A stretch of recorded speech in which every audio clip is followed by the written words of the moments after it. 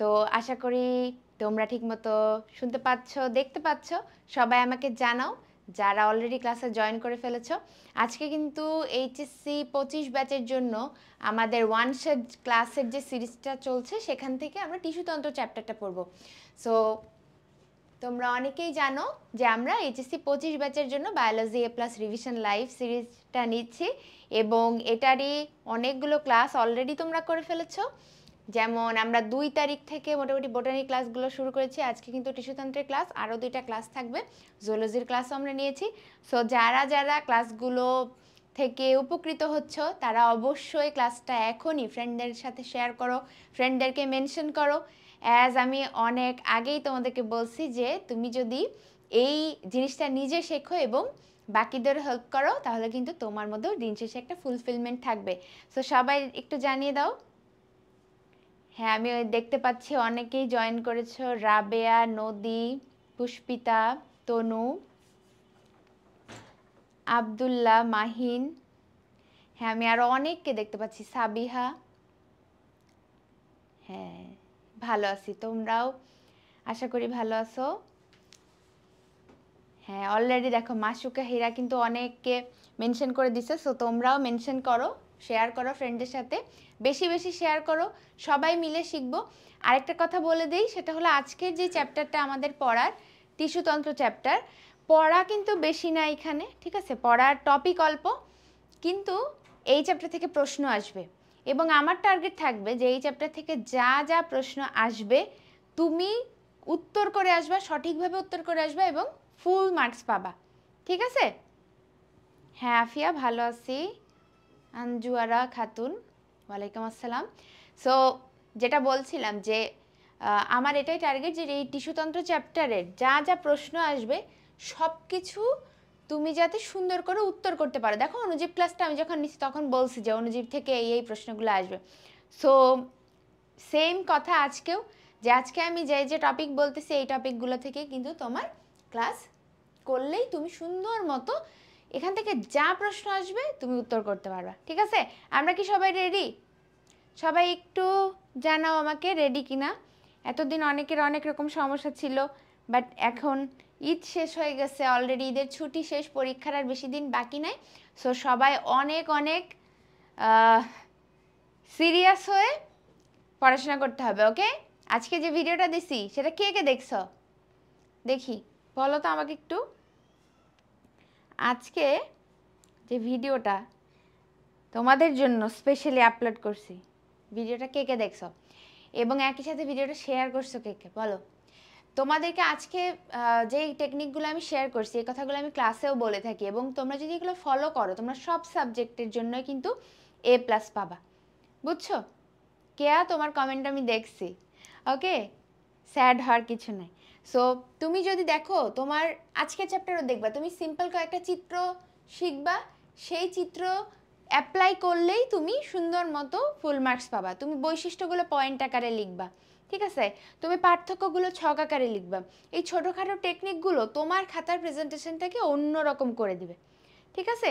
So যারা যারা এই ভিডিওটা দেখছো এতটুকু এনশিওর করো যে তুমি পরীক্ষার খাতায় ওগুলো ইমপ্লিমেন্ট করে আসবা, ঠিক আছে? যে তুমি প্রশ্নের নম্বরগুলো স্পষ্টভাবে লিখবা, তুমি 2টা প্রশ্নের মাঝখানে গ্যাপ দিবা এবং যা যা আমি বলছি এগুলো করতে হবে। এগুলা করলে তুমি অবশ্যই অবশ্যই A+ এনশিওর করতে পারবা যে কোনো সাবজেক্টের ক্ষেত্রে, ঠিক আছে? আর বায়োলজিতে তো চিত্র মাস্ট।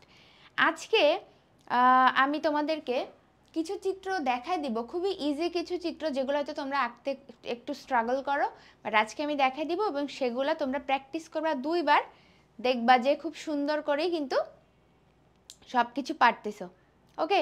তাহলে চলো আমরা শুরু করি। শুরু করবো? তোমরা বলো হ্যাঁ, তোমরা বলছো তোমরা রেডি। চলো আমরা পড়াশোনা শুরু করি। অলরেডি অনেকে জয়েন করে ফেলেছো আমাদের সাথে, আমরা ক্লাসটা শেয়ার করব আমাদের ফ্রেন্ডদের সাথে, ঠিক আছে? দেখছো তোমার ফ্রেন্ড তোমাকে মেনশন দেয় নাই, তাইলে তোমার নিজেরই খুঁজে বের করতে হবে। হ্যাঁ, তোমার ফ্রেন্ড কি তো একা একা শিখে ফেলতেছে সব কিছু, তাই না? হ্যাঁ, চিত্র আঁকলে নাম্বার পাবা শিওর, চিত্র না আঁকলে নাম্বার পাওয়ার সম্ভাবনা নাই, 3-এর মধ্যে 1 পাইতে পারো, এরকম অবস্থা। আজকে টপিকগুলো একটু দেখে ফেলো ঝটপট। আমাদের এই চ্যাপ্টার থেকে এই টপিক থেকে প্রশ্ন আসবে এবং এই টপিক থেকে যা আমি বলবো সেভাবেই তুমি লিখবা, ওইভাবেই লিখবা, ওই কয়টা কথাই মনে রাখবা এবং তুমি সিকিউ এমসিকিউ সব পারবা। ওকে, ঠিক আছে, চলো শুরু করি। তাহলে দেখো এই চ্যাপ্টার থেকে আমার কী কী লাগবে। প্রথমেই লাগবে ভাজক টিস্যু। ভাজক টিস্যু অনেক ইম্পর্টেন্ট, এটা মানে একদম থাকে না কিছু 5 স্টার টপিক, প্রত্যেকটা চ্যাপ্টার থেকে ওই রকম। সো ভাজক টিস্যু হলো আমাদের নাম্বার 1 টপিক। এই ভাজক টিস্যুর বৈশিষ্ট্য লাগবে, কাজ লাগবে, প্রকারভেদ মাস্ট, এগুলা মাস্ট, আমি যা বলতেছি মাস্ট। এরপরে তার থেকে একটু কম ইম্পর্টেন্ট কিন্তু ইম্পর্টেন্ট টপিক ভাস্কুলার বান্ডেলের প্রকারভেদ। এটাও আমি খুব সুন্দর করে চিত্র সহ তোমাদেরকে দেখাই দিব, তুমি ওই চিত্রই আঁকবা এবং ফুল মার্কস পেয়ে আসবা। ঠিক আছে, এই ক্লাসের উদ্দেশ্য কি? এই ক্লাসের উদ্দেশ্য তোমার আমার জ্ঞান জাহির করা না বা তোমাদের জ্ঞান ভান্ডার এখন সমৃদ্ধ করা না, বেসিক্যালি তোমাকে এখন এ প্লাস পাইতে হবে যেভাবেই হোক। এই যে আমাকে সবাই সারাদিন টেক্সট করতেছো যে আপু আমি যদি এ প্লাস না পাই তাহলে কি আমি চান্স পাবো কিনা, হ্যাঁ এইচএসসিতে এ প্লাস না পাই তাহলে আমি মেডিকেলে চান্স পাবো কিনা। তুমি এ প্লাস পাবা না, তুমি ভাবতেছো কেন ভাই? তোমার এখনো পরীক্ষাও হয় নাই। সো তোমাকে এনশিওর করতে হবে যে তুমি এ প্লাস পাচ্ছ এবং তার জন্য যা কিছু করা লাগে সেগুলো করো। ওকে, সবাই বুঝছি?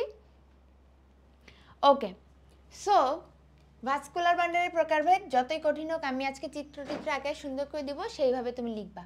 এরপর আসো দেখো পত্ররন্ধ্র, মোটামুটি 2 স্টার টপিক বলতে পারো। পত্ররন্ধ্র খতে আসবে, ঠিক আছে। পত্ররন্ধ্র ছবি শিখতে হবে, তোমার সংজ্ঞা শিখতে হবে, এটার কাজ শিখবা, যা যা বলবো এটা হলো।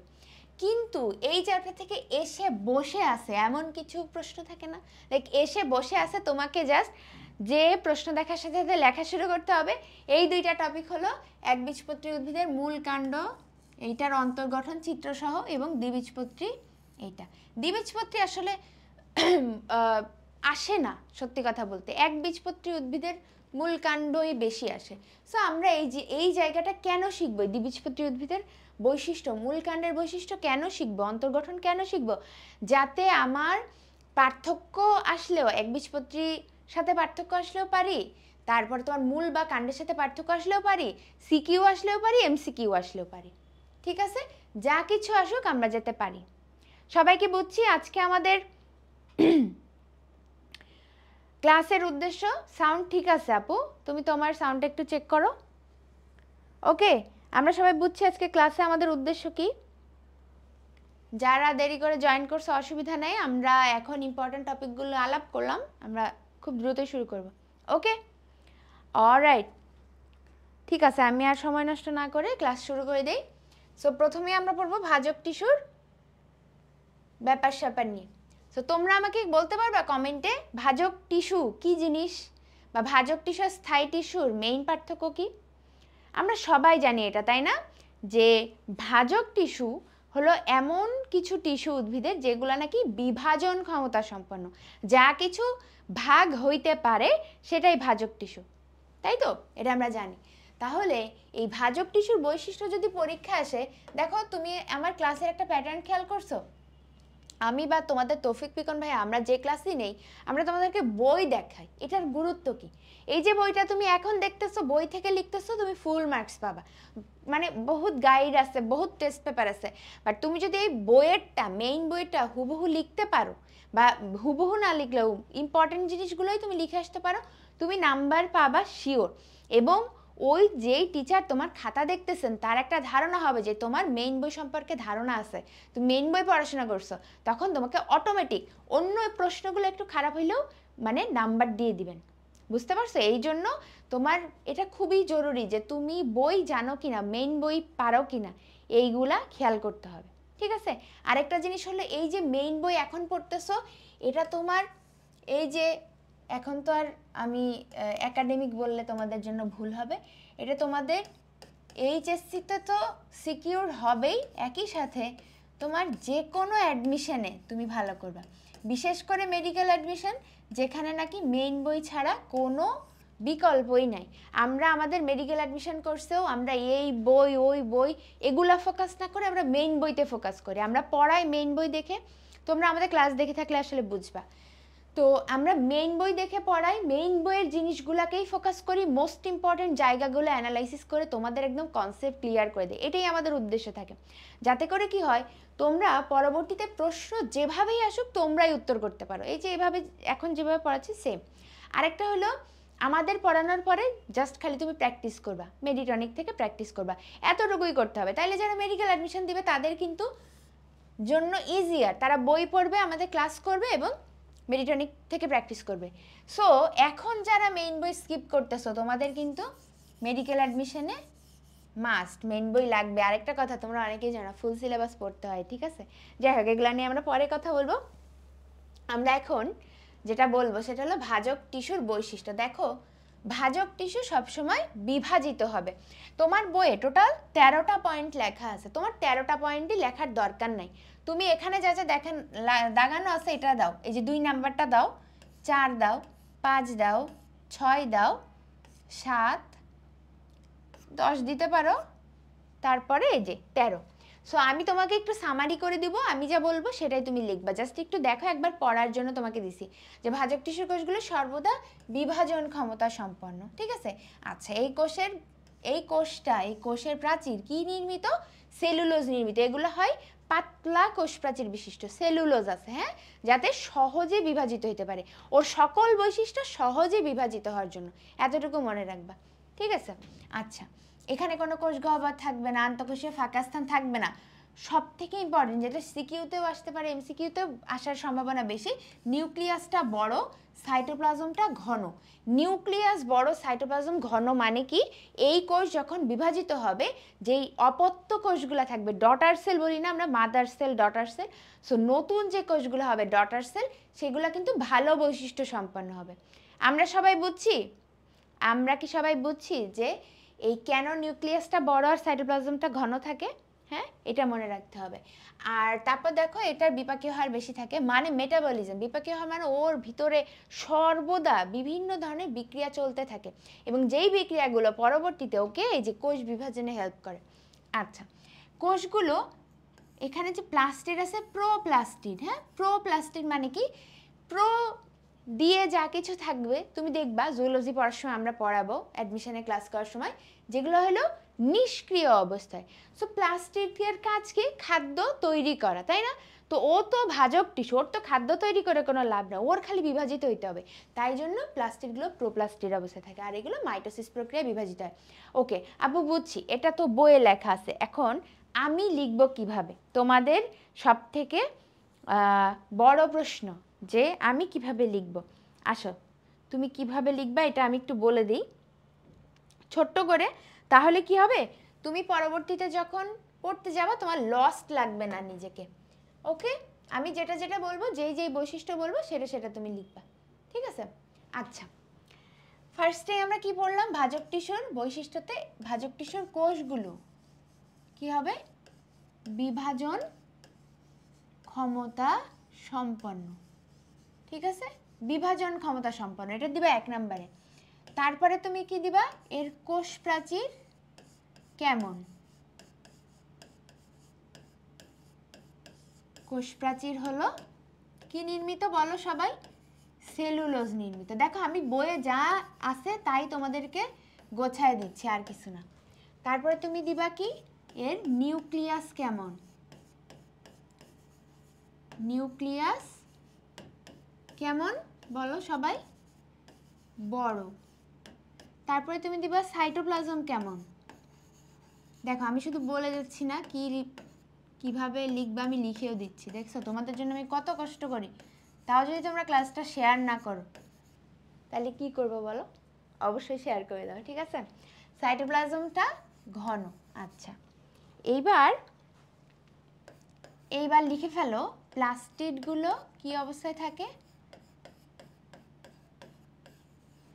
প্লাস্টিডগুলো প্রোপ্লাস্টিড অবস্থায় থাকে। এইটা তুমি লিখলা, ঠিক আছে? লেখার পর দেখো অলরেডি 5টা বৈশিষ্ট্য হয়ে গেছে। তারপরে তুমি লিখবা কি? এই যে আন্তঃকোষীয় ফাঁকা স্থান আমরা যে দেখলাম, এইটা থাকে কিনা এইটা লিখবা।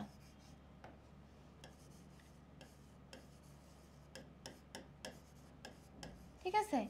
তারপরে তুমি লিখবা এদের কোষ গহ্বর।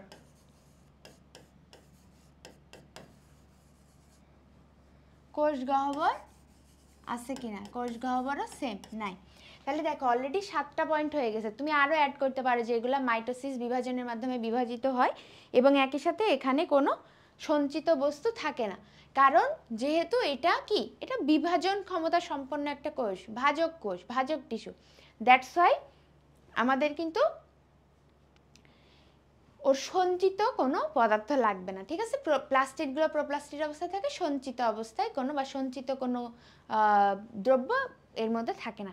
আমরা কি সবাই পারবো ভাজক টিস্যুর বৈশিষ্ট্য আসলে এই 7টা পয়েন্ট আমরা কি সবাই লিখতে পারবো? সবার কমেন্ট দেখতে চাই আমি একটু। এই 7টা পয়েন্ট যদি আমাদের লিখতে বলা হয় পরীক্ষায়, আমরা কি পারবো?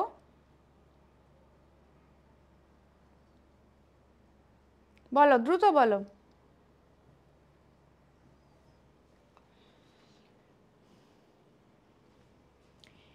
আচ্ছা, হ্যাঁ, একজন একটা প্রশ্ন করছে, সুন্দর প্রশ্ন, যে এই বইয়ের মধ্যে এরকম যে দাগ আছে এটা কেন? এই যে হলুদ হাইলাইটার দিয়ে যা দেখতে পাচ্ছ না, এগুলো হলো মেডিকেলের জন্য আসতে পারে এমন এমন প্রশ্ন। এবার একই সাথে তুমি বইয়ের মধ্যে কিছু কিছু জিনিস দেখবে একদম লাল কালার দিয়ে হাইলাইট করা, লাল কালার দিয়ে হাইলাইট করা, ঠিক আছে? সেই জায়গাগুলো আমাদের হলো মেডিকেলে আসছে। এই যে যেমন এইটা দেখো, এই যে এরকম করে যে অংশগুলো দাগানো থাকে সেটা হলো মেডিকেলে আসছে। ওকে, সো আমাদের বইগুলো এইভাবে আর কি দাগানো। যাই হোক, ঠিক আছে, দেখি কে কে বলছে পারবেন।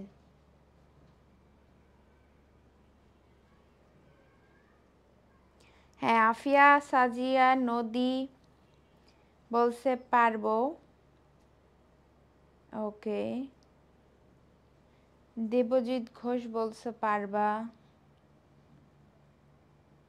মিম বলছে পারবা, আনিকা রায়হানা বলছে পারবা। ওকে, ঠিক আছে, আশা করি তোমরা সবাই পারবা। এখন তাইলে আমরা নেক্সট টপিকে চলে যাই। আমরা ভাজক টিস্যুর বৈশিষ্ট্য, এটা কিন্তু পরীক্ষায় আসার মতো, ঠিক আছে? এটা আসলে যাতে আমরা পারি, ঠিক আছে? তুলনা করতে বললে পার্থক্য ছক দেওয়া আসলে যায়, তবে আমি প্রেফার করি না দেওয়া। আমি কিভাবে দিতাম? আমি হলো যে প্রথমত দ্বিতীয়ত এভাবে এভাবে প্যারা প্যারা করে দিতাম। তাতে হয়তো কি পার্থক্য জিনিসটা, ধরো তুলনা করতে বলে নর্মালি 4 নাম্বারের প্রশ্নে, তো তুমি 4 নাম্বারের জন্য একটা ছক দিয়ে আসলে ওইখানে হলো ওইভাবে মার্কটা দিতে চায় না, মানে কেন জানি আমি দিতে চাই না। তো তুমি মানে তোমার যদি সময় কম থাকে তাইলে তুমি ছক দিতে পারো, অসুবিধা নাই।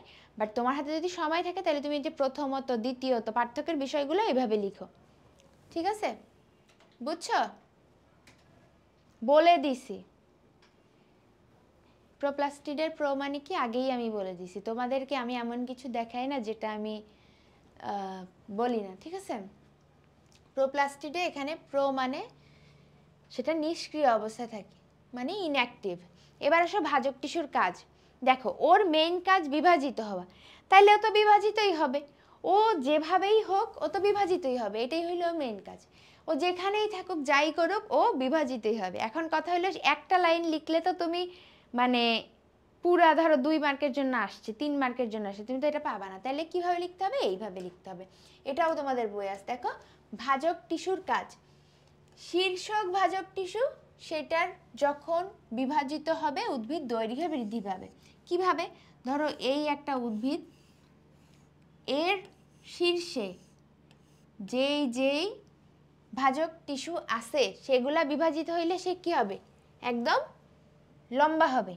ধরো এইখানে কিছু ভাজক টিস্যু আছে পাশ বরাবর, তাহলে এই পাশে যে ভাজক টিস্যুগুলা থাকবে সেগুলা বিভাজিত হইলে সে কি হবে বলো? লম্বা হচ্ছিল আগে, এখন পাশে সাইডে যে ভাজক টিস্যুগুলো আছে সেগুলা যদি বিভাজিত হয় তাহলে কি হবে? উদ্ভিদ মোটা হয়ে যাবে, তাই না?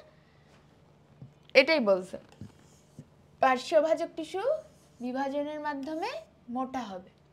আচ্ছা, 3 নম্বর পয়েন্টটা অনেক ইন্টারেস্টিং এবং ইম্পর্ট্যান্ট, একই সাথে ভাজক টিস্যু হতেই পরবর্তীতে বিভিন্ন ধরনের স্থায়ী টিস্যু তৈরি হয়। ঠিক আছে, ওকে। আচ্ছা, আর লাস্ট ওয়ান হলো ভাজক টিস্যুর কোষ বিভাজনের মাধ্যমে ক্ষতস্থান পূরণ হয়, এটাও ইম্পর্টেন্ট। তাহলে তোমাকে সিকিউ এমসিকিউ দুইভাবেই কিন্তু এই জিনিসগুলো জিজ্ঞেস করতে পারে। এই বৈশিষ্ট্যগুলো এখনই এমসিকিউ আকারে পড়া শিখো, ঠিক আছে। আচ্ছা, অনেকে তোমাকে বেসিক্যালি এইটা অনেকভাবে লিখতে বলতে পারে, কিন্তু তুমি যদি ভাজক টিস্যুর কাজ এতখানি লিখে আসো, তোমার যদি 2 নম্বরে আসে তাহলে তুমি ফুল মার্কস পাবা। আর একই সাথে আমি আরেকটা জিনিস মেনশন করতে চাই, যারা ক্লাসটা দেখতেছো একটু কেয়ারফুলি শুনো। ভাজক টিস্যুর যেই প্রশ্নই আসুক, বৈশিষ্ট্য আসুক, কাজ আসুক, প্রকারভেদ আসুক, তুমি সিম্পল একটা চিত্র আঁকার চেষ্টা করবা। বেনজিনের রিং, 3টা এরকম বেনজিন রিং একে লেবেলিং করে দিয়ে আসবে। এটা নিউক্লিয়াস, এটা সাইটোপ্লাজম, এবং এটা হলো চিত্র ভাজক টিস্যুর কোষ। ঠিক আছে, তোমাদের বইয়ের শুরুতে এরকম একটা চিত্র আছে। সো ভাজক টিস্যুর বৈশিষ্ট্য আসুক, তোমার প্রকারভেদ আসুক, আর কাজ আসুক, তুমি এই চিত্রটা দিবা। সবাই কি বুঝতে পারছো ভাজক টিস্যুর ক্ষেত্রে কোন চিত্র দিবা? সবাই একটু বলি, দ্রুত বলি, তাহলে আমাদের ভাজক টিস্যু পড়া অর্ধেক শেষ হবে, বিকজ এখনো প্রকারভেদ বাকি, এবং ওইটা আমি লিখে দিব সুন্দর করে যে কিভাবে তোমরা লিখবা। সবাই বলো, পারবা? ওকে, পারবা,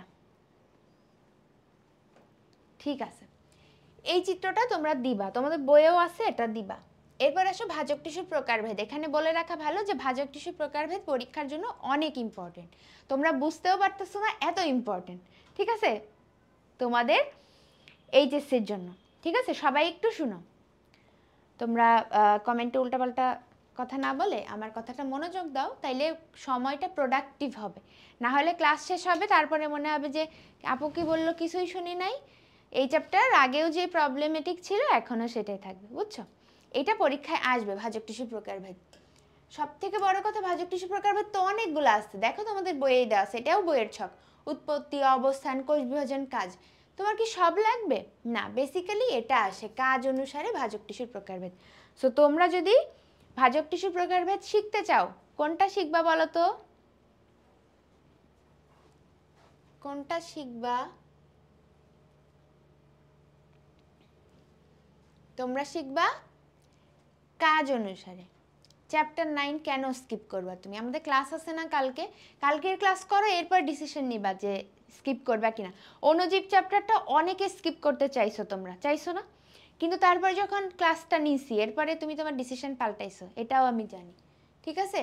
সো আগেই স্কিপ করার কথা ভেবো না, কারণ ওই চ্যাপ্টার থেকে বাই এনি চান্স যদি 2টা কোশ্চেন চলে আসে, 2টা সৃজনশীল, তাইলে কি করবা বলো? এই জন্য আগেই স্কিপ করার কথা না ভেবে ক্লাসগুলো করো। আগামীকাল আছে চ্যাপ্টার 9-এর ক্লাস, উদ্ভিদ শারীরতত্ত্ব, ক্লাস করো, এরপর ডিসিশন নিও যে স্কিপ করবা কিনা। ক্লাসের পরেও যদি তোমার এমন মনে হয় যে তুমি আসলে কোনোভাবে ওইটা থাকে না, অনেকের ভাল লাগে না, অনেকের উত্তর করতে ভাল লাগে না, তখন তুমি স্কিপ করে দিও, ঠিক আছে। ওকে, আমাদের এর আগের প্রিভিয়াস সব ক্লাস কিন্তু আমাদের যে গ্রুপ আছে মেডিকেল টপার ক্লাব, এই গ্রুপে পাবা, বুঝছো। তোমরা কি এই গ্রুপে আসছো? আমাকে একটু বলো তো, এত ইম্পর্টেন্ট জিনিসপত্র শেয়ার করি গ্রুপটার মধ্যে, তোমরা কি আসছো কি না? এখানে এই গ্রুপে মেডিকেলে যারা পড়তে চায়, মেডিকেলে যারা চান্স পাইতে চাই, সকল স্টুডেন্টদের একটা বিশাল গ্রুপ এইটা, ঠিক আছে। সো এখানে কোনো আজে বাজে কোনো কথা হয় না, তোমরা এখানে বিনোদন পাবা না, কিন্তু এই গ্রুপটায় ঢুকলেই কিছু না কিছু পড়ার জিনিস শিখবা, বুঝছো কি বলছি। সো এই মেডিকেল টপার ক্লাব, সবাই এই গ্রুপটায় জয়েন হয়ে যাও, এই গ্রুপটায় থাকবা। এই গ্রুপটায় আমরা সব সময় পুরো মেডিকেল ভর্তি পরীক্ষা পর্যন্ত তোমাকে তোমার যা যা লাগবে সব কিছু আমরা সেখানে প্রোভাইড করব। আমাদের প্রিভিয়াস সব ক্লাসও তোমরা পাবা, ঠিক আছে। সেটাই, উল্টাপাল্টা কমেন্ট না করে ক্লাসে মনোযোগ দাও। এই দেখো চৈতি বলছে আপনাদের ক্লাস করার পর অনেক কিছু ক্লিয়ার হয়েছে। এইটাই হইলো আমাদের বেসিক্যালি টার্গেট। হ্যাঁ, আমরা তো মেডিকেল অ্যাডমিশনের জন্য পড়াই, তাহলে তোমাদের আমরা এই ফ্রি ক্লাসগুলো নাও নিতে পারতাম, কিন্তু আমরা চাইছি লাস্ট মোমেন্টে এসে তোমাদেরকে হেল্প করতে। ঠিক আছে, এতটুকুই উদ্দেশ্য আমাদের। এখন সেই ক্লাসে ঢুকেও তোমরা যদি দুষ্টুমি করো তাহলে কি আমার ভালো লাগবে বলো? সারাদিন ডিউটি করে এসে তোমাদের জন্য এত কষ্ট করে ক্লাস প্রিপেয়ার করি, তারপরে তোমরা ক্লাসে এসে দুষ্টুমি করো, এগুলো করো না। ঠিক আছে, সো একটু মনোযোগ দাও। যতক্ষণ আমি ক্লাস নেই আমারও যাতে ভালো লাগে যে না তোমরা আসলে অ্যাটেনশন দিচ্ছ, আর তোমারও যাতে এই সময়টা প্রোডাক্টিভ চাই। ঠিক আছে, ওকে, ঠিক আছে। তাইলে চলে আসো এখানে ভাজক টিস্যু প্রকারভেদ কাজ অনুসারে এখানে লাগবে। অ্যান্ড কাজ অনুসারে যখন তোমার পরীক্ষায় আসবে তুমি আগে দেখো বইয়ে কি আছে, আমি তোমাকে শিখাই দিব কিভাবে লিখবা। ঠিক আছে, আচ্ছা। ঢাকা মেডিকেলে চান্স পাওয়ার জন্য কী করতে হবে সারাদিন বলি, আমার পেজে বলি, ভিডিওতে বলি, সো ক্লাসে এখন না বলি, আমি আবার তুমি আমার পেজ ঘুরে এসো, আমার ইউটিউব চ্যানেল ঘুরে এসো, আমাদের গ্রুপ ঘুরে এসো, সব জায়গায় আমি বলি। ঠিক আছে, ওকে। এনিওয়ে দেখো তাহলে কাজ অনুসারে এই যে এইটা যে দেখতেছো না, এইটাই হলো কাজ অনুসারে তোমাদের ভাজক টিস্যুর প্রকারভেদ। তাহলে তোমাকে কিভাবে কি লিখবে আমি শিখাই দিব, আগে জাস্ট একটু দেখো। ঠিক আছে, আচ্ছা। সো ভাজক টিস্যুকে আমরা বেসিক্যালি কাজ অনুসারে 3 ভাগে ভাগ করি, প্রোটোডার্ম, প্রোক্যাম্বিয়াম এবং গ্রাউন্ড মেরিস্টেম, 2টা প দিয়ে একটা গ দিয়ে। ঠিক আছে, প্রোটোডার্ম, প্রোক্যাম্বিয়াম এবং মেরিস্টেম। ঠিক আছে, তোমরা এটা প্রেম দিয়ে মনে রাখতে পারো। ঠিক আছে, ভাজক টিস্যুর প্রকারভেদ কাজ অনুসারে প্রেম দিয়ে মনে রাখবা, তাইলে দেখবা তোমাদের মনে থাকবে। তোমাদের তো এইসব উল্টাপাল্টা জিনিসই বেশি মনে থাকে, এইভাবেই মনে রেখো। ঠিক আছে, প্রেমের প দিয়ে কি কি হবে দেখো, প্রোটোডার্ম এবং প্রোক্যাম্বিয়াম, এবং ম দিয়ে হবে মেরিস্টেম। ঠিক আছে, এরকম ছোট্ট ছোট্ট নেমোনিক্স দিয়ে আমরা অ্যাডমিশনের ক্লাসগুলোতেও কিন্তু বইয়ের এত কঠিন কঠিন ইনফরমেশনগুলো সব মনে রাখবো। ওকে, অলরাইট। সো আমরা তাহলে ভাজক টিস্যু কাজ অনুসারে প্রেম দিয়ে মনে রাখবো, প্রোটোডার্ম, প্রোক্যাম্বিয়াম, ম দিয়ে হলো মেরিস্টেম। এখন তারপরে আবার কি লিখবা, এর পরেও ভাগ আছে দেখো। প্রোটোডার্ম এটা আবার 2 রকম আছে, একটা হলো তোমার কাণ্ডের ক্ষেত্রে, একটা হলো মূলের ক্ষেত্রে। কাণ্ডের ক্ষেত্রে এপিডার্মিস বলি, মূলের ক্ষেত্রে এপিব্লেমা বলি। ঠিক আছে, আমি লিখে দিব, শুনো আগে লিখে দিব। গ্রাউন্ড মেরিস্টেম পরবর্তীতে কোলেনকাইমা, স্ক্লেরেনকাইমা, প্যারেনকাইমা এগুলোতে ভাগ হয়ে কর্টেক্স, মজ্জা, মজ্জারসি, এই 3টাতে ভাগ হয়। আর প্রোক্যাম্বিয়াম যেটা, প্রোক্যাম্বিয়ামটা আবার 3 ভাগে ভাগ হয়, জাইলেম, ফ্লোয়েম এবং ক্যাম্বিয়াম। জাইলেম, ফ্লোয়েম, ক্যাম্বিয়াম, এটাতেই ভাগ হয়। ওকে, সো এখন আমরা তাহলে কিভাবে লিখব, এখন আমরা কিভাবে লিখব, আসো তাহলে লেখাটা শিখি। এক্সামের জন্য করোনা পিছাবে না করোনার জন্য এক্সাম পিছাবে, এই ডিবেট করে লাভ নাই। দেখবা যে করোনার মতো করোনা আছে, তোমার পরীক্ষা হয়ে যাচ্ছে। ঠিক আছে, সো সবসময় শয়নে স্বপনে জাগরণে তুমি যদি প্রার্থনা করতে থাকো পরীক্ষা পেছাক, পরীক্ষা ক্যান্সেল হোক, অটোপাস হোক, কোনোটাই তোমার জন্য ভালো হবে না। সো পড়াশোনা করো। করোনার জন্য এইচএসসি পিছাবে না, এইচএসসির জন্য করোনা পিছায় আসবে, এটা পরে ডিসকাস করবো আমরা। ঠিক আছে, আসো আমরা ভাজক টিস্যু প্রকারভেদটা দ্রুত শেষ করে ফেলি। আমি কি বললাম, ভাজক টিস্যুকে আমরা 3 ভাগে ভাগ করতে পারি। হ্যাঁ, তো তুমি কিভাবে লিখবা পরীক্ষার খাতায়, তুমি এভাবে পয়েন্ট করেই লিখবা যে ভাজক টিস্যুকে আমরা নিম্নলিখিত 3টি শ্রেণীতে ভাগ করতে পারি। ফার্স্টেই দিবা কি, 1 নাম্বার দিবা কি, সবাই বলো, প্রেমের প দিয়ে প্রথমটা কি ছিল, প্রোটোডার্ম, তাই না? প্রোটোডার্ম দিয়ে মনে রাখবো। তাহলে প্রোটোডার্ম মানে কি এবং এটা কি কি সেটা আমরা শিখব। আমরা আগে 3টা লিখে নিই।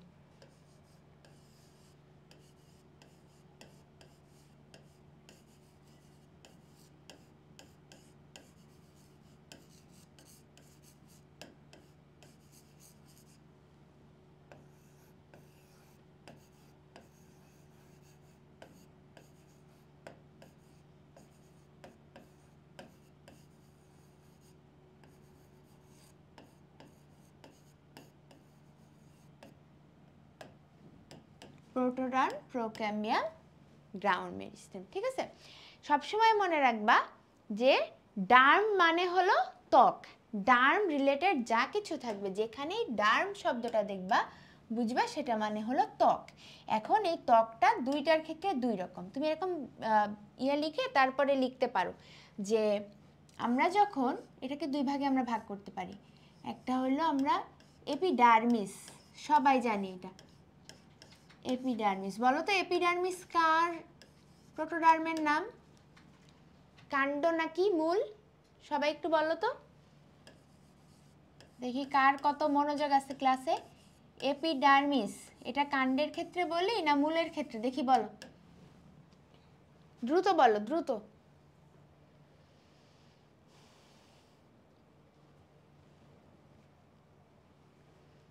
হ্যাঁ, এপিডার্মিস হলো কাণ্ডের ক্ষেত্রে, আর এপিব্লেমা হলো মূলের ক্ষেত্রে। এপিব্লেমা মতে মূলে, ঠিক আছে? মূলের বহিরাবরণকে আমরা বলি প্রোক্যাম্বিয়াম। কি বলছি? ক্যাম্বিয়াম। ক্যাম্বিয়াম মানে এমন একটা জিনিস যেটা নাকি ইট ক্যান চেঞ্জ। হ্যাঁ, ক্যাম্বিয়াম মানে এমন একটা জিনিস যেটা বিভাজিত হয়ে বা রূপান্তরিত হয়ে অন্য যে কোনো কিছুতে পরিবর্তিত হইতে পারে। তাহলে ক্যাম্বিয়াম মানে আমরা কি কি শিখলাম? ক্যাম্বিয়াম মানে আমরা অলরেডি শিখছি প্রোক্যাম্বিয়াম থেকে যে এটা তিনটা ভাগে ভাগ হইতে পারে। তিনটা ভাগে ভাগ হইতে পারে।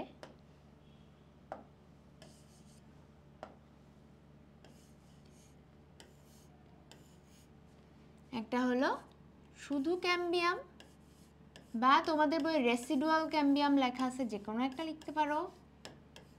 একটা হলো জাইলেম,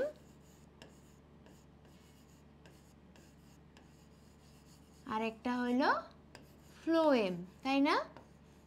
এইটুকু মাস্ট লিখতে হবে। হ্যাঁ, এবার জাইলেম ফ্লোয়েমকে যে আমরা পরিবহন টিস্যু বলি, জাইলেম কি পরিবহন করে, ফ্লোয়েম কি পরিবহন করে, তুমি আলাদা আলাদা লিখতে পারো যদি তোমার সময় থাকে, কিন্তু এইটা লিখতেই হবে, এটা লিখতেই হবে, ঠিক আছে? আচ্ছা, আর গ্রাউন্ড মেরিস্টেমের ক্ষেত্রে তোমাকে আমি লিখতে বলছি তিনটা জিনিস, এই তিনটা লিখলেই তোমার হবে। কি কি লিখবা? তুমি লিখবা হলো কর্টেক্স, তারপর লিখবা মজ্জা,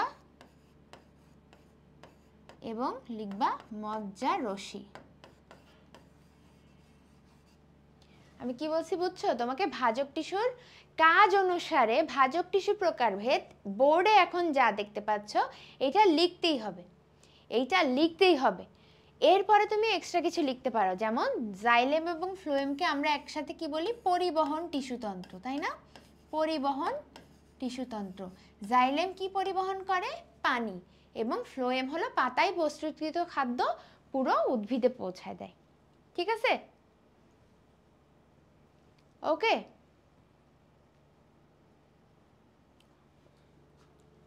সবাই বুঝছি? একটু জানাই।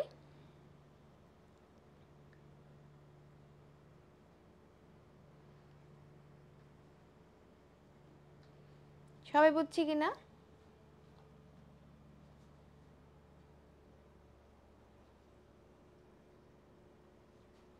ওকে, ঠিক আছে, গুড। তাহলে আমাদের এই জিনিসগুলো মাস্ট, হ্যাঁ, লিখতেই হবে। এগুলো তোমরা যদি লিখে আসতে পারো তাহলে ফুল মার্কস পাবা। তাহলে এই হলো আমাদের কাজ অনুসারে ভাজক টিস্যুর প্রকারভেদ। প্রশ্ন করতে পারো, আপু এখানে কি চিত্র দিব? তোমাদেরকে একটু আগে যেই চিত্রটা শিখাইছি না, এই যে এই চিত্রটা শিখাইছি না, এটা সব ক্ষেত্রে তোমরা ইউজ করতে পারবা। ভাজক টিস্যুর বৈশিষ্ট্য, প্রকারভেদ, কাজ যাই আসুক এটা উল্লেখ করবা, ঠিক আছে? সবাই একটু মার্ক করে নাও, এই চ্যাপ্টার থেকে প্রশ্ন আসবেই, যেই ফরম্যাটে পাও, সিকিউ এমসিকিউ আসবেই এখান থেকে, ওকে? আর আসলে আমি যা বলতেছি এগুলো থেকে আসবে, এবং আসলে অবশ্যই চিত্র মেনশন করতে হবে। ঠিক আছে, নেক্সট টপিক আমরা চলে যাব ভাস্কুলার বান্ডলের প্রকারভেদ। সো আমরা এই টপিকটা আমাদের শেষ, আমরা একটা একটা করে শেষ করব, কোনো তাড়াহুড়া নাই আমাদের। আমাদের এই টপিকটা শেষ হয়ে গেল, তাই না? শেষ, ডান। ভাস্কুলার বান্ডলের পড়ার আগে ভাজক টিস্যু বৈশিষ্ট্য, কাজ, প্রকারভেদ আমাদের পড়া শেষ।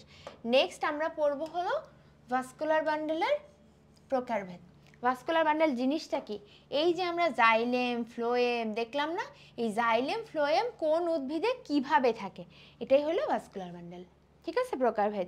কোন উদ্ভিদে ভাস্কুলার বান্ডেল কিভাবে থাকে, জাইলেম মাঝখানে নাকি ফ্লোয়েম মাঝখানে, নাকি জাইলেম ফ্লোয়েম একই সাথে কিভাবে থাকে, তাদের মধ্যে কি ক্যাম্বিয়াম থাকে নাকি থাকে না, এই জিনিসগুলোর উপর ভিত্তি করে আমরা পার্থক্য করে থাকি। ঠিক আছে, তোমাদের সবার বইয়ে এমন একটা চার্ট আছে, একটু খুঁজে বের করো। ঠিক আছে, ওকে। ভাস্কুলার বান্ডেলকে আমরা 3 ভাগে ভাগ করি, সংযুক্ত, অরীয় এবং কেন্দ্রিক। আমি সবগুলো এক্সপ্লেন করব, কিভাবে লিখবা তাও শিখাই দিব, কিন্তু তোমাকে আগে জিনিসটা বুঝতে হবে। তুমি বুঝলে নিজেই নিজের মতন উত্তর করতে পারবে। অনেকেই যে কমেন্ট করো না যে আপু পড়ি অনেক, বুঝিও ক্লাসের সময়, কিন্তু উত্তর করতে পারি না, বিকজ তুমি নিজেকে প্রিপেয়ার করো না যে পরীক্ষায় আসলে তুমি কি লিখবা। সো যতক্ষণ না নিজেকে প্রিপেয়ার করতেছো এই সমস্যা কিন্তু থাকবে। ঠিক আছে, ওকে। তাহলে ভাস্কুলার বান্ডেলের ক্ষেত্রে আমরা শিখব 3টা জিনিস, সংযুক্ত, অরীয়, কেন্দ্রিক। আবারও দেখো আমি শিখাই দিব সব কিছু। সংযুক্ত বলতে জাইলেম, সবগুলোর ক্ষেত্রে জাইলেম এবং ফ্লোয়েম নিয়ে আমরা আলোচনা করতেছি। ঠিক আছে, সংযুক্ত বলতে জাইলেম ফ্লোয়েম যুক্ত। প্রত্যেকটা ভাস্কুলার বান্ডেল আমরা ছবি সহ শিখবো, প্রত্যেকটাতে যুক্ত, সংযুক্ত, একই সাথে থাকে, এটাই সংযুক্ত। তারপরে আছে কি অরীয়, অরীয় মানে বৃত্তাকার, রেডিয়ালি থাকবে। এবং তারপরে আছে কি কেন্দ্র, একটা হয় জাইলেম মাঝখানে না হয় ফ্লোয়েম মাঝখানে। ঠিক আছে, এভাবে কেন্দ্র কেন্দ্র থাকবে। ওকে, আমরা যদি সংযুক্তকে আবার ভাগ করি, দেখো একটা হলো সমপার্শ্বীয়, একটা হলো সমদ্বিপার্শ্বীয়। মানে কি, জাইলেম কোন পাশে, ফ্লোয়েম কোন পাশে, নাকি দুই পাশেই জাইলেম ফ্লোয়েম একসাথে আছে, এটার উপর ভিত্তি করে। সমপার্শ্বীয় আবার ক্যাম্বিয়ামের উপস্থিতি অনুপস্থিতির উপর ভিত্তি করে দুই রকম। এটা অনেকেই স্কিপ করবা, কিন্তু এটা যারা শিখবা তারা এক্সট্রা একটা মার্ক পেয়ে যাবা। ঠিক আছে, ক্যাম্বিয়ামের উপস্থিতি অনুপস্থিতির উপর ভিত্তি করে মুক্ত এবং বদ্ধ ভাগ করা হয়। মুক্ত হলো যেগুলোতে ক্যাম্বিয়াম থাকে, না থাকলে বদ্ধ। সমদ্বিপার্শ্বীয়র কোনো শ্রেণীবিভাগ নাই, অরীয়র কোনো শ্রেণীবিভাগ নাই। কেন্দ্রিক আমি কি বলছি, হয় জাইলেম কেন্দ্রে না হয় ফ্লোয়েম কেন্দ্রে। ঠিক আছে, সো যদি জাইলেম কেন্দ্রে থাকে তাহলে নাম হেড্রোসেন্ট্রিক, যদি ফ্লোয়েম কেন্দ্রে থাকে তাহলে নাম লেপ্টোসেন্ট্রিক। আরেকটা জিনিস বলি, যেটা মেডিকেলে আসবেই, এইচএসসিতে আসার সম্ভাবনা অনেক বেশি এমসিকিউ আকারে, সেটা হলো পুষ্পক উদ্ভিদের মূলে কোন ধরনের ভাস্কুলার বান্ডেল দেখা যায়। মনে রাখবা অরীয়। পুষ্পক উদ্ভিদের মূলে কি থাকবে, অরীয়। ঠিক আছে, মাস্ট, এই জিনিসটা মনে রাখবা। সো এটা আমরা শিখলাম বেসিকটা কি জিনিস। এখন আমরা চিত্র সহ কিভাবে লিখব, কি করব, ঠিক আছে, এইগুলো আমরা শিখে ফেলবো। ওকে, আচ্ছা, তোমাদের বইয়ে এরকম একটা ছবি আছে, সবাই ছবিটাই যাই। ঠিক আছে, সবাই একটু ছবিটাই যাই, ছবিটাই গেলেই তোমরা বুঝতে পারবা। সো আমি তোমাদেরকে কি বলছি, ভাস্কুলার বান্ডেল 3 প্রকার, তাই না? এক নম্বরে হলো সংযুক্ত। সংযুক্ত, সংযুক্ত আবার কি কি আছে, সংযুক্ত আবার 2 রকম আছে। কি কি?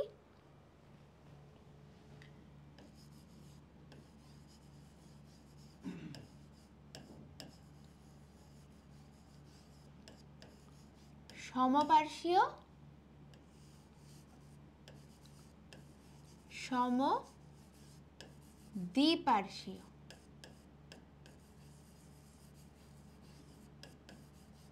ওকে, তারপরে আছে, আচ্ছা, সমপার্শ্বীয় আবার 2 রকম আছে, মুক্ত এবং বদ্ধ। 2 নম্বরে আছে অরীয়, তাই না? এবং 3 নম্বরে আছে কেন্দ্রিক। কেন্দ্রিককে তোমার অবশ্যই 2 ভাগে ভাগ করে লিখতে হবে, জাইলেম কেন্দ্রিক, যেটাকে আমরা বলি হেড্রোসেন্ট্রিক,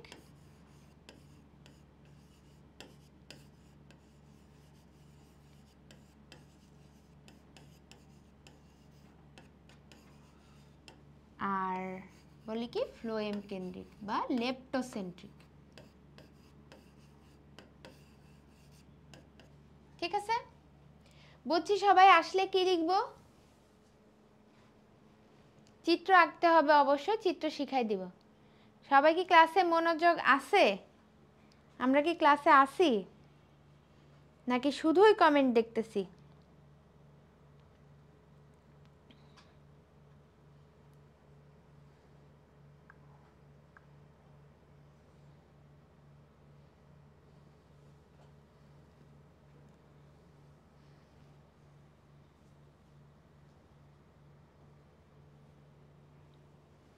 আচ্ছা ঠিক আছে, হ্যাঁ যারা আসি মনোযোগ দিয়ে ক্লাস করতেছি, এবং যারা মনোযোগ দিচ্ছি না এমনি হুদায় গল্প করতে আসছি সবার উদ্দেশ্যেই বলতেছি।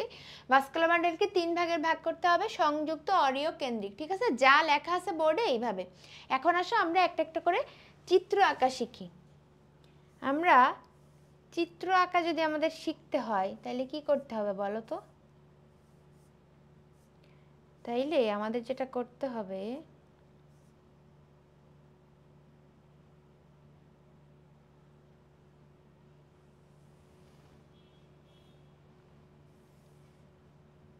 তোমরা চিত্র পারো? এগুলার শিখছো কলেজে থাকতে?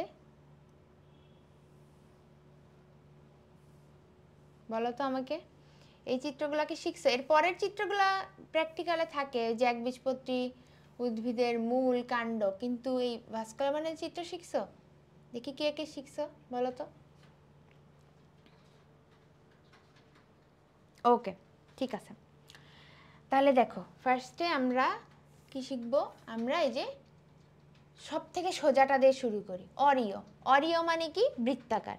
সো এই বৃত্তাকার যেই ভাস্কুলার বান্ডেল আছে বা অরীয় যে ভাস্কুলার বান্ডেল আছে সেটা তোমার কি হবে? এরকম বৃত্তাকার থাকবে অবভিয়াসলি, এটা তো আর বলার অপেক্ষা রাখে না। মাঝখানে মাঝখানে দুইটা জিনিস দিতে হবে। একটা দিবা কি তুমি? জাইলেম, এরকম দিবা, এরকম এরকম এরকম। আরেকটাকে দিবা কি? ফ্লোয়েম। ঠিক আছে, একটু অদ্ভুত শেপের ফ্লোয়েম আঁকবা। এই তোমার কাজ, একটা জাইলেম একটা ফ্লোয়েম, একটা জাইলেম একটা ফ্লোয়েম, এভাবে করে তুমি অরীয় আঁকবা। একদম ইজিটা দিয়ে শুরু করছি, একদম ইজিটা দিয়ে শুরু করছি, তাই না বলো? তাহলে আমরা অরীয়টা একটু এঁকে ফেলি ঝটপট। অরীয়টা কি করতে হবে? এটা যেহেতু বৃত্তাকার, একটা সার্কেল করবা, করে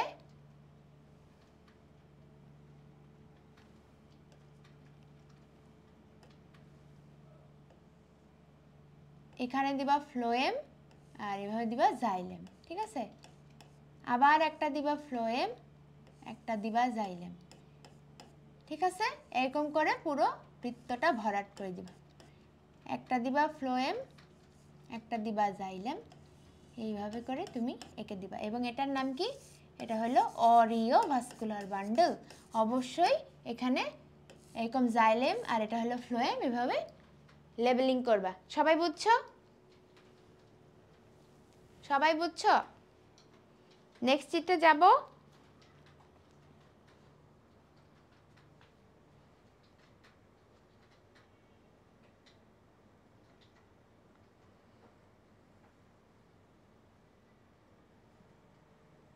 ওকে ঠিক আছে,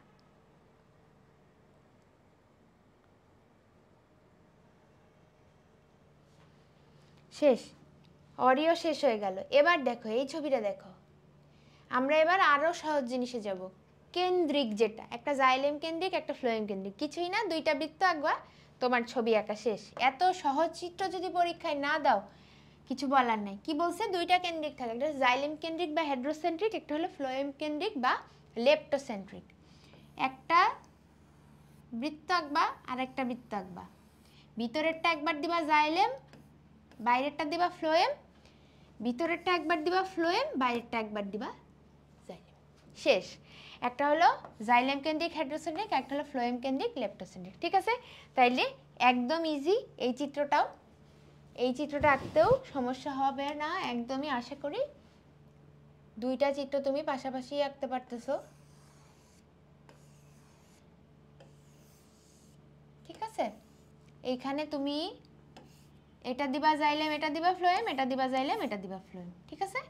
এইভাবে সুন্দর মতো তুমি এঁকে ফেলবা। এটা কি আঁকলাম? এটা হলো কেন্দ্রিক, এটা হলো কেন্দ্রিক, ঠিক আছে? অরীয় এবং কেন্দ্রিক আমার আঁকা শেষ। তারপরে আসো বাকিগুলা। কি কি বাকি আছে? সমপার্শ্বীয়, সমদ্বিপার্শ্বীয়। এটা কিভাবে আঁকবা? এটা আঁকাও খুবই ইজি, কঠিন কিছুই না। খেয়াল করো, ডিমের মতন আঁকবা, ডিম, সবগুলা ডিম, তিনটা এরকম ডিমের মতো আঁকবা, ঠিক আছে? যেটা নাকি সমপার্শ্বীয় সেটা তুমি কি করবা, আর যেটা সমদ্বিপার্শ্বীয় সেটা তুমি কি করবা? সমপার্শ্বীয়তে এরকম একটা ডিম দিয়ে মাঝখানে একটা দাগ দিবা, ঠিক আছে? দাগ দিবা, দেওয়ার পর এরকম এরকম দিলা,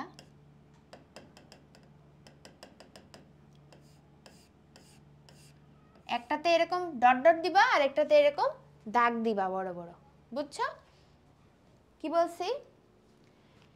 এই ডিমের মতন আঁকবা, বাকি তিনটার জন্য ডিমের মতন আঁকবা, একে এরকম দাগ দিবা, মাঝখানে না একটু উপরের দিকে দাগ দিবা, 1/3 ধরো, তারপর মাঝখানে ডিভাইড করে উপরে ডট দিবা আর এরকম দাগ দাগ দিবা। আরেকটা সেম জিনিসই আঁকবা, সেটাও এরকম ডিমের মতন আঁকবা, একে মাঝখানে দাগ দিবা, দাগ দিয়ে এখানে জাস্ট ডট ডট দিবা আর এখানে এরকম দাগ দাগ দিবা। এটা আর কিছু করবে না, মাঝখানে পার্টিশন দিবা না এভাবে, মানে ডিভাইড করা লাগবে না এত সেগমেন্টে। কেন লাগবে না আমি বলে দিচ্ছি। আরেকটা কি করবে, আরেকটা এরকম ডিমের মতন আঁকবা, একে এখানে একটা দাগ দিবা, এখানে একটা দাগ দিবা, দুই পাশে দিয়ে এই দুই পাশে সুন্দর মতো এই ভাগটা করবা, করে আগের মতো এখানে ডট ডট ডট ডট, এখানে দাগ, আবার এখানে ডট ডট ডট। এইটা 1 নাম্বার, এইটা 2 নাম্বার, এইটা 3 নাম্বার। এখন আমি তোমাদের কাছে প্রশ্ন করব যে কোনটা কি? কেউ কি আমাকে বলতে পারবে 1 নম্বর চিত্রটা? 1 নম্বর চিত্রটা কিসের প্রকারভেদ? কেউ কি বলতে পারবে আমাকে? দেখি আমার ক্লাসের মনোযোগী স্টুডেন্টগুলো কই?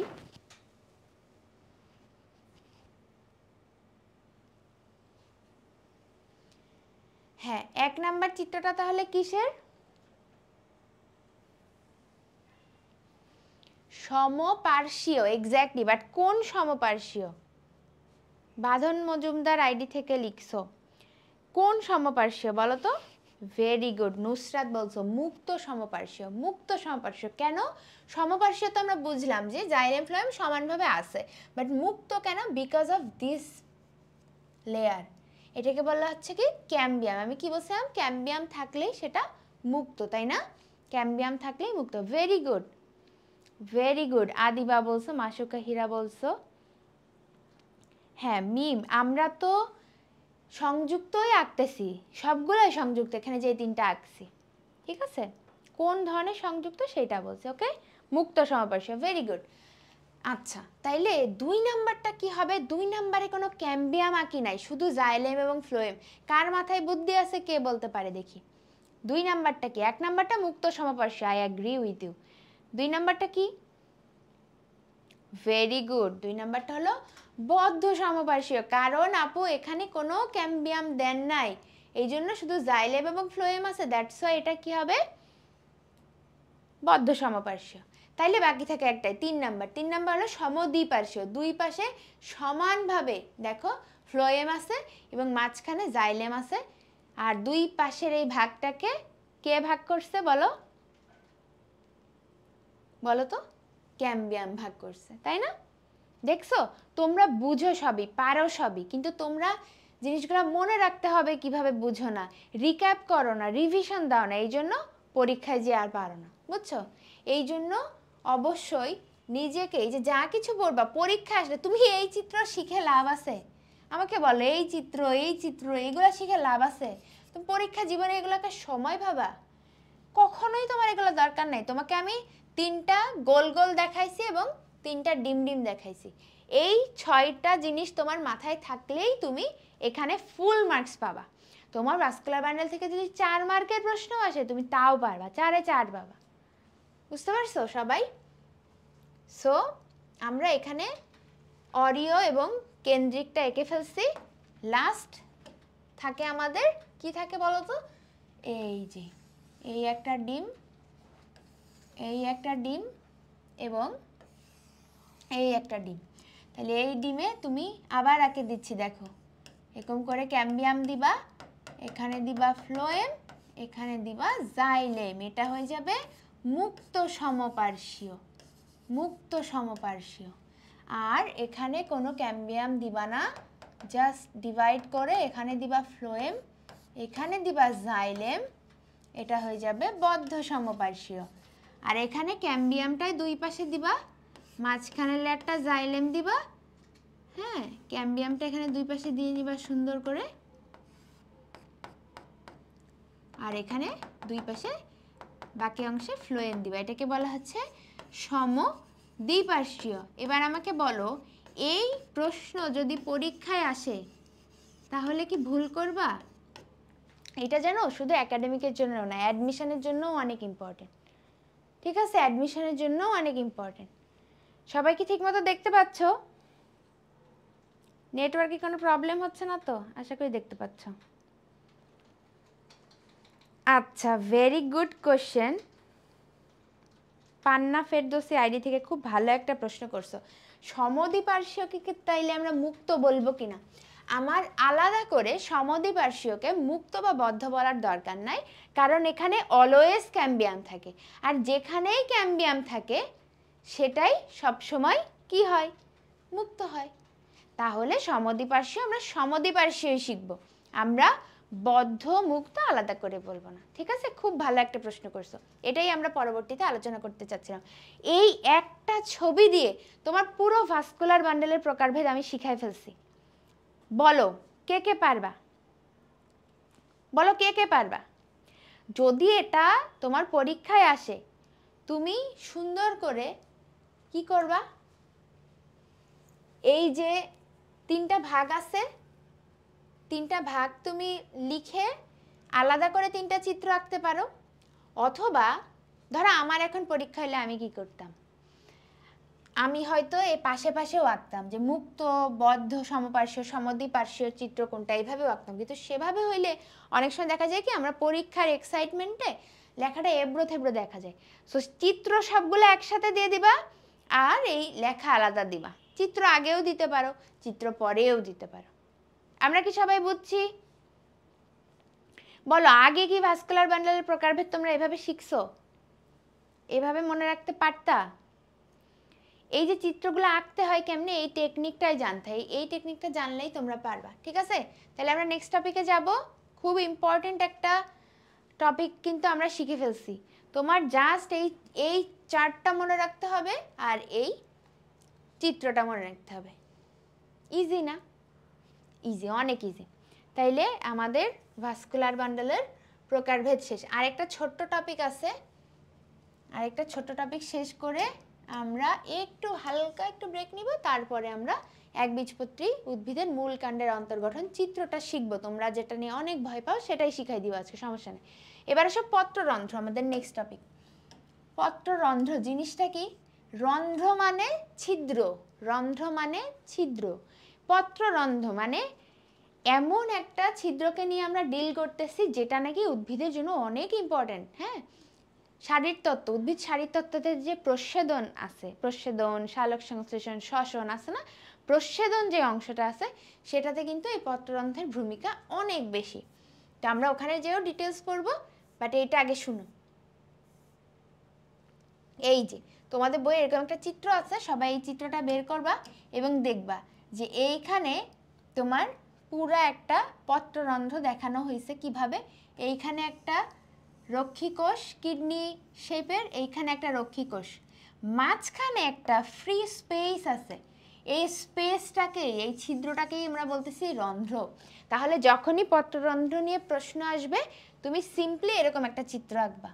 তুমি এইখানে একটা কিডনি বিনসের মতন আঁকবা, এইখানে একটা কিডনি বিনসের মতন আঁকবা এবং মাঝখানের এই জায়গাটাকে তুমি হাইলাইট করে লিখবা এটা হলো পত্ররন্ধ্র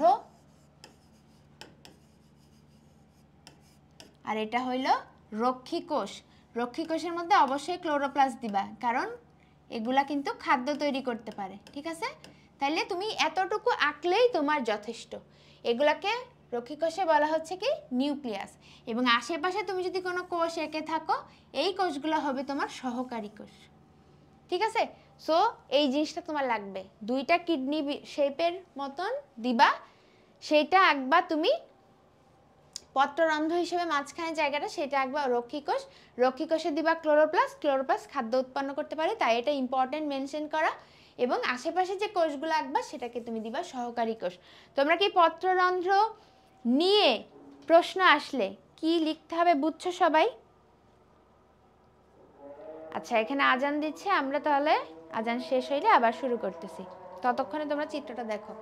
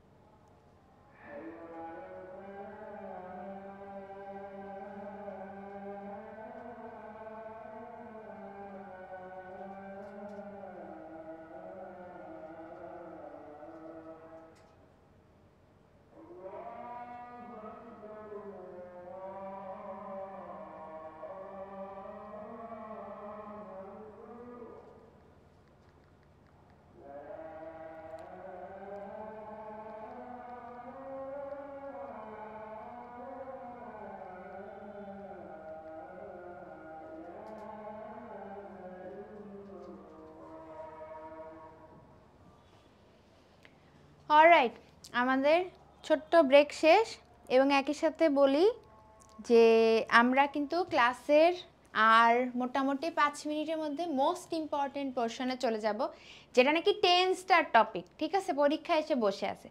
সো যাদের ফ্রেন্ড ক্লাস থেকে চলে গেছে সবাইকে আবার ডেকে নিয়ে আসো, ঠিক আছে? ক্লাস শেয়ার করো বা মেনশন দাও, যেভাবে হোক ওদের আবার নিয়ে আসো, বিকজ যারা চলে গেছে ওরা কিন্তু অনেক কিছু মিস করে ফেলতেছে, তাই না? আচ্ছা, ঠিক আছে। ওকে, তাইলে আমরা পত্ররন্ধ্রের চিত্রটা এই এক্স্যাক্ট চিত্র দিতে হবে তোমাকে, কেউ বাধ্য করে নাই। তুমি সিম্পলি দেখো, আমি তোমাকে যেভাবে বললাম তুমি এটাই করো। তুমি এই পাশে একটা কিডনির মতন আঁকো, কিডনি আঁকতে পারো? কিডনির মতন আঁকবা, বা যে শিম বীজের মতন আঁকবা, এই দুইটা আঁকবা। আঁকলে এরপর এখানে এরকম নিউক্লিয়াস দিবা, অবশ্যই নিউক্লিয়াস দিবা, এটা রক্ষী কোষের অন্যতম বৈশিষ্ট্য, ঠিক আছে? এরকম নিউক্লিয়াস দিবা। আচ্ছা, এই দুইটা করলা, করার পরে তোমার যদি মনে হয়, মনে চাই, তাহলে তুমি এখানে এরকম সুন্দর করে বাকি কোষগুলা এঁকে দিবা, এরকম বড় বড় করে এঁকে দিবা, ঠিক আছে? আঁকার পরে এরপরে তোমার কাজ কি? এরপরে তোমার কাজ হলো চিহ্নিত করতে হবে, তাই না? চিহ্নিত না করলে তো মার্ক পাওয়া যাবে না। সবার আগে তোমাকে এইটা মার্ক করতে হবে, পত্ররন্ধ্র। তারপর এটা কি? রক্ষীকোষ। এটা কি? নিউক্লিয়াস। হ্যাঁ, এবং এগুলা কি? সহকারী কোষ, ঠিক আছে? আশেপাশে যা থাকতেছে সহকারী কোষ। তাইলে তোমাকে এটা লিখবা, তুমি চিহ্নিত করবা এবং নিচে লিখবা চিত্র পত্ররন্ধ্র।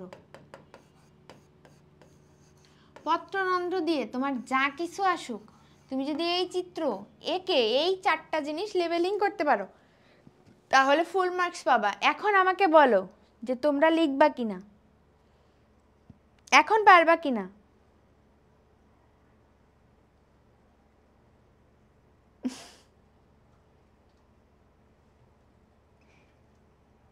হ্যাঁ আদিবা, আমি জুলজি ক্লাস করার সময়ও তোমাদেরকে এভাবেই করছি, কিন্তু আমি যেটা দেখছি যে তোমরা শুধু যখন আমি উত্তরগুলা বলে দিই মুখে সেটাতে তোমরা মানে সন্তুষ্ট থাকো না, বা চিত্র যদি না এঁকে দিই তাও তোমরা সন্তুষ্ট থাকো না। তো থ্যাংক ইউ সো মাচ, তুমি যে বুঝতে পারছো কষ্টটা, কিন্তু তোমরা যাতে ক্লাসে উপকৃত হও এটাই আসলে আমার একমাত্র টার্গেট থাকে, বুঝতে পারছো? সো কষ্ট হচ্ছে হোক, বাট তোমাদের যাতে উপকার হয়, ওকে? এইটাই। এখন আমাকে বলো যারা যারা পারতেছিল না, পারবা? বাঁধন মজুমদার, হ্যাঁ পারবা, ঠিক আছে, ওকে, থ্যাংক ইউ সো মাচ। এখন চলো আমরা নেক্সট টপিকে চলে যাই।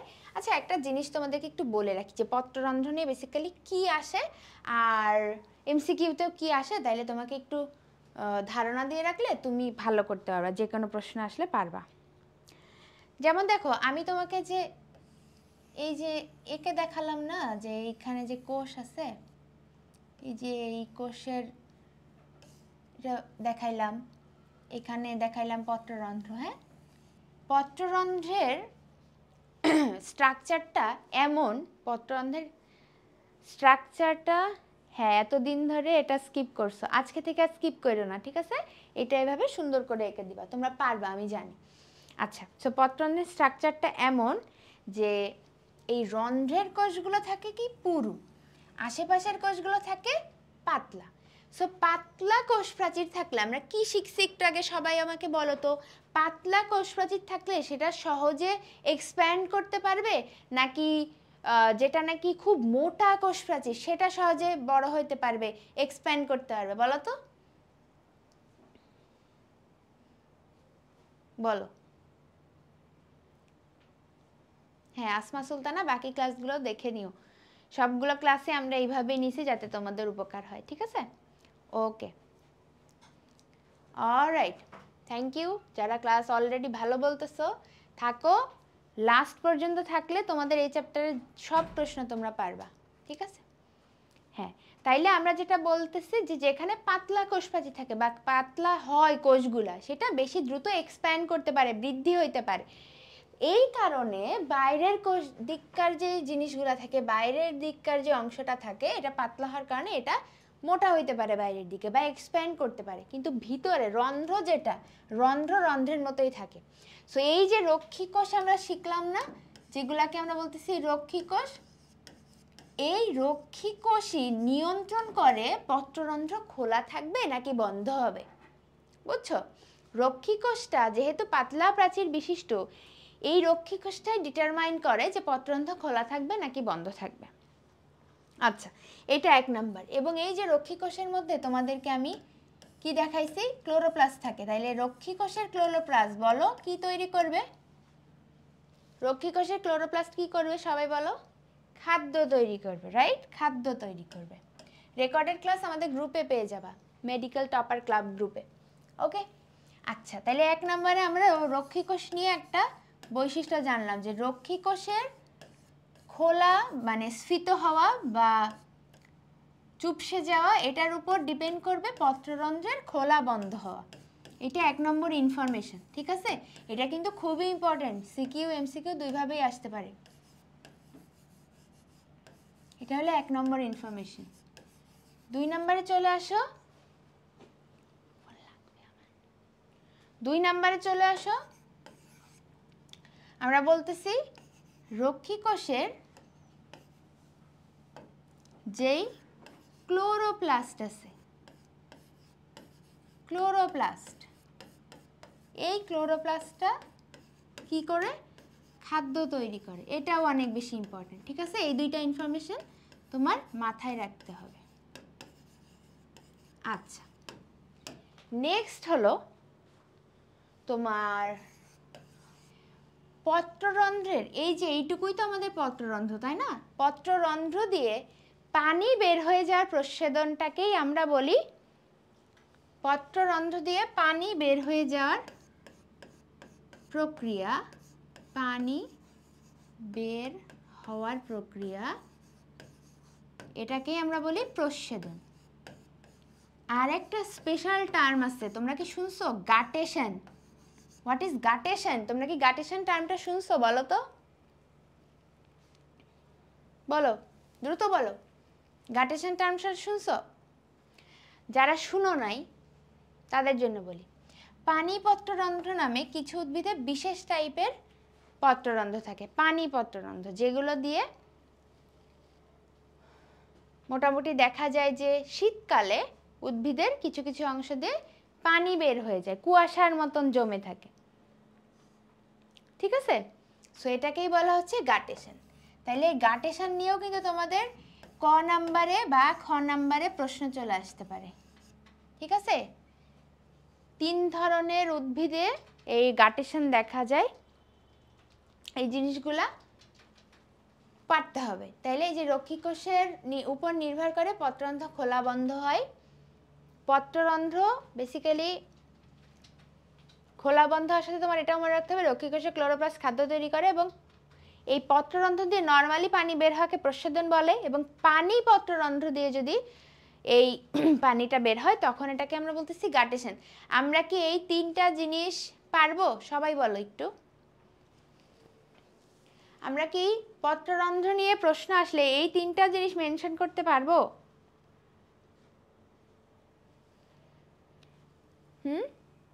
পারবো। আর পত্ররন্ধ্র খোলে কখন?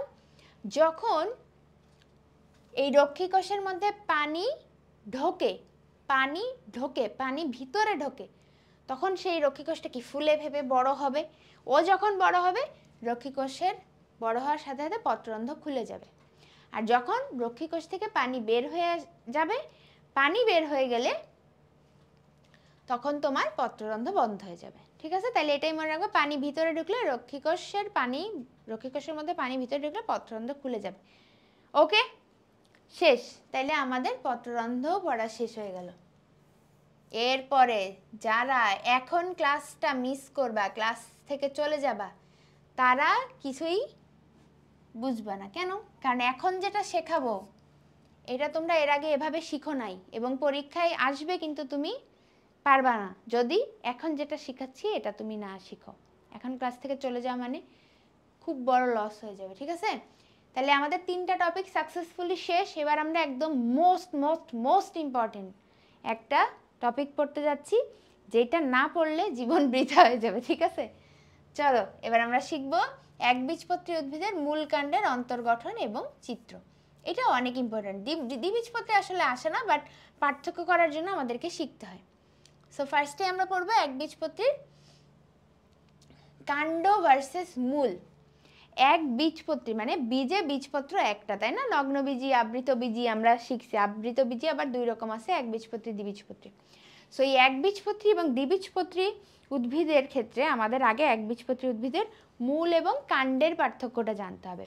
তোমাকে আমি কয়েকটা জিনিস দেখাবো যেগুলো শুধু এবং শুধুমাত্র কাণ্ডেই থাকবে, ঠিক আছে? শুধু এবং শুধুমাত্র কাণ্ডে থাকবে এবং মূলে অনেক কিছু থাকবে না। যেমন আমি একটু লিখতেছি, ধরো আমি যে কাণ্ড ভার্সেস মূল লিখছি না,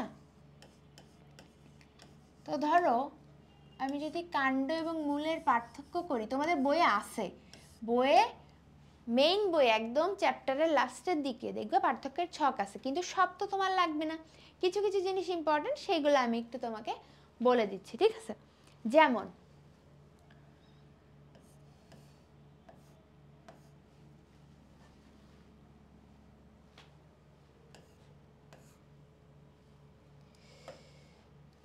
তোমরা কি জানো এই মুহূর্তে আমাকে একটা মাছি খুব ডিস্টার্ব করতেছে, লিখতে দিচ্ছে না। ও পারলে ও এইচএসসি পরীক্ষা দিয়ে দিবে, বুঝছো? তোমরা পড়াশোনা করতেছো না, এই সুযোগে মাছি এইচএসসি পরীক্ষা দিয়ে দিবে। তাইলে বুঝো, না পড়লে তোমারই লস। সো কাণ্ডের ক্ষেত্রে কিছু কথা মনে রাখবা, যেগুলো এক্সক্লুসিভলি শুধুমাত্র কাণ্ডেই থাকে।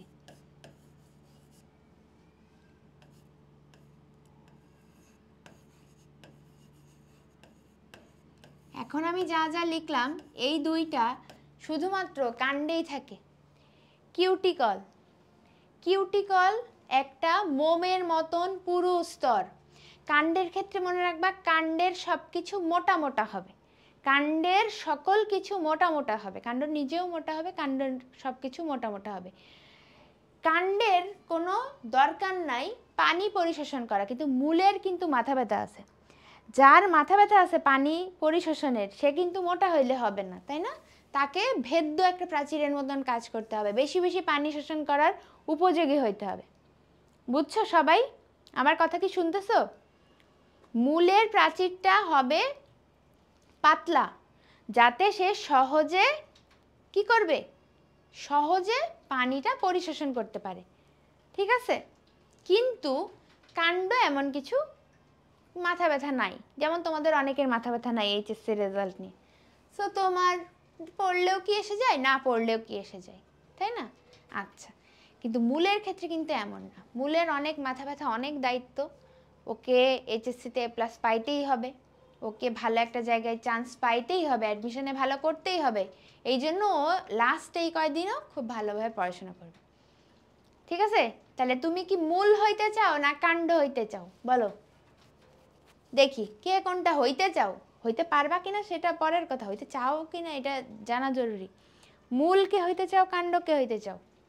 দেখি, এত তো কমেন্ট করো, এই প্রশ্নটার উত্তর দাও, দেখি কে কেমন পারো।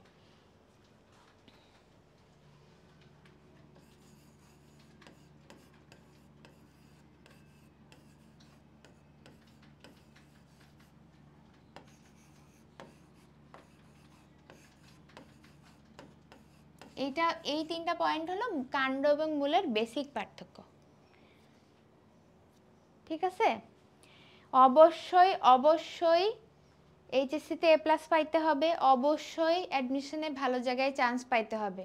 এই একটা স্টেজ অফ লাইফ, এটা তোমার কি ডিটারমাইন করে জানো? এই যে এইচএসসি পরীক্ষা দিবা, এটার রেজাল্ট এবং অ্যাডমিশনের রেজাল্ট, এইটা ডিটারমাইন করবে তোমার সারাটা জীবন কেমন যাবে। বিশ্বাস করো, তুমি এতদিন ক্লাসে কেমন রেজাল্ট করছো, তুমি ফার্স্ট হও নাই, কোনো অসুবিধা নাই, তুমি ফার্স্ট হইছো তাতেও কোনো অসুবিধা নাই, কিন্তু এখন যদি তুমি এইচএসসিতে A+ না পাও, বা তুমি অ্যাডমিশনে ভালো কোনো জায়গায় চান্স না পাও, ওইটা বেশি ইম্পর্টেন্ট। সো অ্যাডমিশনে ভালো জায়গায় চান্স না পাও মানে তোমার সারা জীবনের গতিপথ চেঞ্জ হয়ে যাবে। তোমার ভাগ্যে কি লেখা আছে সেটা পরের কথা, আগে ট্রাই তো করো। এখন যারা অলরেডি হাল ছেড়ে দিছো A+ পাবা না ভেবে, তুমি কিভাবে, তুমি এখনই যদি হাল ছেড়ে দাও, এখনো পরীক্ষাও হয় নাই, তাহলে এগুলো মাথার মধ্যে আনলে হবে? তুমি মেডিকেলে পড়তে চাও, মেডিকেলে চান্স পাইতে চাও, তোমার এই যে ক্লাসগুলো করাচ্ছি, তুমি এই ক্লাস করতেছো না ঠিক মতো, তুমি পড়তেছো না, তুমি না এইচএসসিতে ফোকাস করতেছো, আর না তুমি অ্যাডমিশনের টেনশন করা থামাইতেছো। আমি তো বলছি যে এই এইচএসসিটা পার করো, অ্যাডমিশনে, মেডিকেল অ্যাডমিশনের দায়িত্ব আমাদের। তোমাকে চান্স পাওয়ানোর জন্য যা করা লাগবে আমরা করব, তুমি খালি একটু আমরা যা বলবো এটা শুনবা। আগে বলতাম কি পড়ো, আমরা যা বলতেছি পড়ো, এইবার আমরা কোর্সে কি বলতেছি জানো? আমরা বলতেছি আমরা যা বলবো শুধু সেটা শুনবা, আমার ক্লাসটা ভালো করে শুনবা, আমি বইয়ে যেটা বলতেছি সেইটা একটু দেখবা, আর আমাদের যে প্র্যাকটিস বুকটা থাকবে সেটা তুমি প্র্যাকটিস করবা, বাস। তোমার দায়িত্ব আমার। তাহলে তুমি অ্যাডমিশনের টেনশন এখন কেন নিচ্ছ? ওই টেনশনটা আমাদের, আমরা তো করতেছি। তুমি শুধু এখন এইচএসসিতে ফোকাস করো, শুধু এইচএসসিতে ফোকাস করো, এইচএসসিতে A+ কীভাবে পাওয়া যায় সেইগুলো নিয়ে টেনশন করো, বাকি টেনশন আমাদের।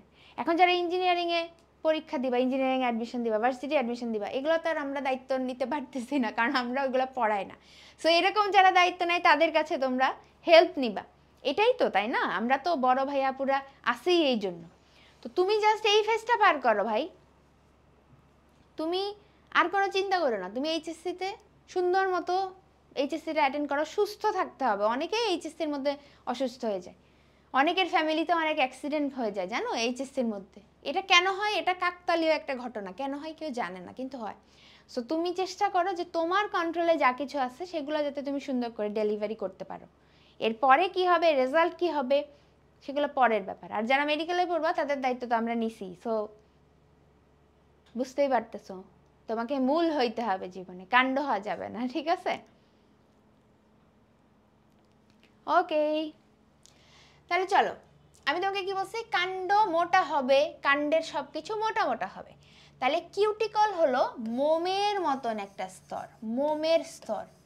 আমাকে বলো, কোথাও যদি মোম পড়ে যায়, মোম গলে পড়ে যায়, সেই জায়গাটা কি পাতলা কোনো স্তর হয় নাকি পুরু একটা স্তর হয়? আমাকে বলো বলো বলো বলো, সবাই বলো।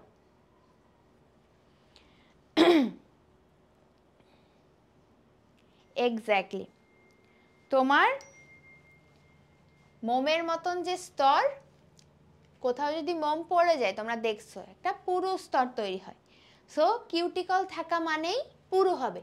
সো কাণ্ডের ক্ষেত্রে কিউটিকল থাকবে, মূলের ক্ষেত্রে নো কিউটিকল। কিউটিকল না থাকার কারণেই মূল বেশি বেশি পানি শোষণ করতে পারবে। বুঝছি সবাই? ওকে।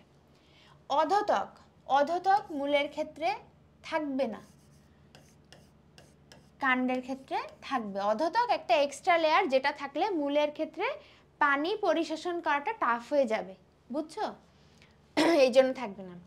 কাণ্ডের ক্ষেত্রে কাণ্ডরোম এবং মূলরোম। এই যে মূলরোম হয় এককোষী, কাণ্ডরোম হয় বহুকোষী, এই কথাটা তোমাকে মনে রাখতে হবে। দেখো আমি কি বলছি, কাণ্ডের সব কিছু মোটা হইলেও সমস্যা নেই, আর মূলের ক্ষেত্রে সব কিছু অল্প অল্প থাকতে হবে, না হলে কিন্তু মূল মোটা হয়ে যাবে, তারপরে আর সে ফাংশন করতে পারবে না। তাহলে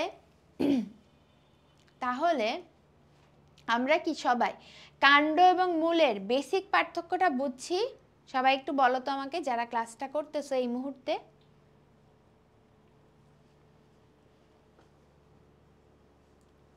যারা এই মুহূর্তে ক্লাস করতেছি, আমরা কি মেইন পার্থক্যটা বুঝছি? হ্যাঁ, ভয় লাগবে, এটাই স্বাভাবিক। এইচএসসি তো তোমার লাইফের সব থেকে বড় এক্সাম, তাই না? এর আগে তো এত বড় এক্সাম দাও নাই। এসএসসির আর এইচএসসির অনেক পার্থক্য। যারা এইচএসসি দেয় নাই তারাও বুঝে যে এইচএসসি না দিয়ে লাইফে কত বড় একটা জিনিস মিস হয়েছে। অটো পাস ভালো কিছু না, মাথায় রাখবা সবসময় এটা, ঠিক আছে?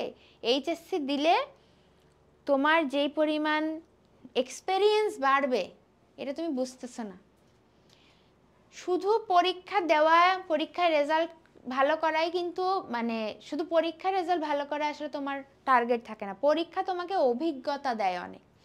সো এই যে এত দীর্ঘ সময় পরীক্ষা হবে, এত দীর্ঘ সময় সুস্থ থেকে, মানে মানসিকভাবে শক্ত থেকে পুরো সবগুলো পরীক্ষা সেমভাবে সেম এনার্জি দিয়ে দেওয়া, এটাও কিন্তু একটা বড় পরীক্ষা, তাই না? সো এই কারণে তোমার এইচএসসি পেছানো বা অন্য কোনো দোয়া করার দরকার নেই। তুমি যাতে ভালো করো, সুস্থ থেকে পরীক্ষা দিতে পারো, এটাই সব সময় চাবা, ঠিক আছে? আচ্ছা, কাণ্ডরোম মূলে থাকে না, এই জন্যই তো আলাদা করে লিখছি। কাণ্ডরোম কাণ্ডে থাকে, মূলরোম মূলে থাকে, ঠিক আছে? রোম মানে বেসিক্যালি দেখবা যে এইরকম যদি মোম স্তর হয় সেখান থেকে এরকম একটা উঠছে, ঠিক আছে? একটা এক্সট্রা উপাঙ্গ, ঠিক আছে? সো মূলরোম সর্বদা এককোষী হবে, কাণ্ডরোম বহুকোষী হবে, ঠিক আছে? ওকে, আশা করি পারবো সবাই। কাণ্ড এবং রোমের বেসিক পার্থক্য আমার পড়া শেষ। এখন আমরা শিখব তোমাদের যে ভয়ের জায়গা, একবীজপত্রী উদ্ভিদের মূলের অন্তর্গঠন শনাক্তকারী চিত্র। এই জিনিসটা তোমার ইয়েতেও লিখতে হবে, প্র্যাকটিক্যালের খাতায় লিখতে হবে, প্র্যাকটিক্যাল পরীক্ষার দিন আঁকতে হবে, এবং একই সাথে তোমার মেইন পরীক্ষাতেও আসবে এটা। সো এটা কোনোভাবেই স্কিপ করা যাবে না। তোমরা এটা কে কে স্কিপ করছো এতদিন? সত্যি কথা বলো তো আমাকে। আমি এখন একে দেখাবো, একে শেখাবো, তুমি আগে বলো যে কে কে এতদিন এটা স্কিপ করে আসছো।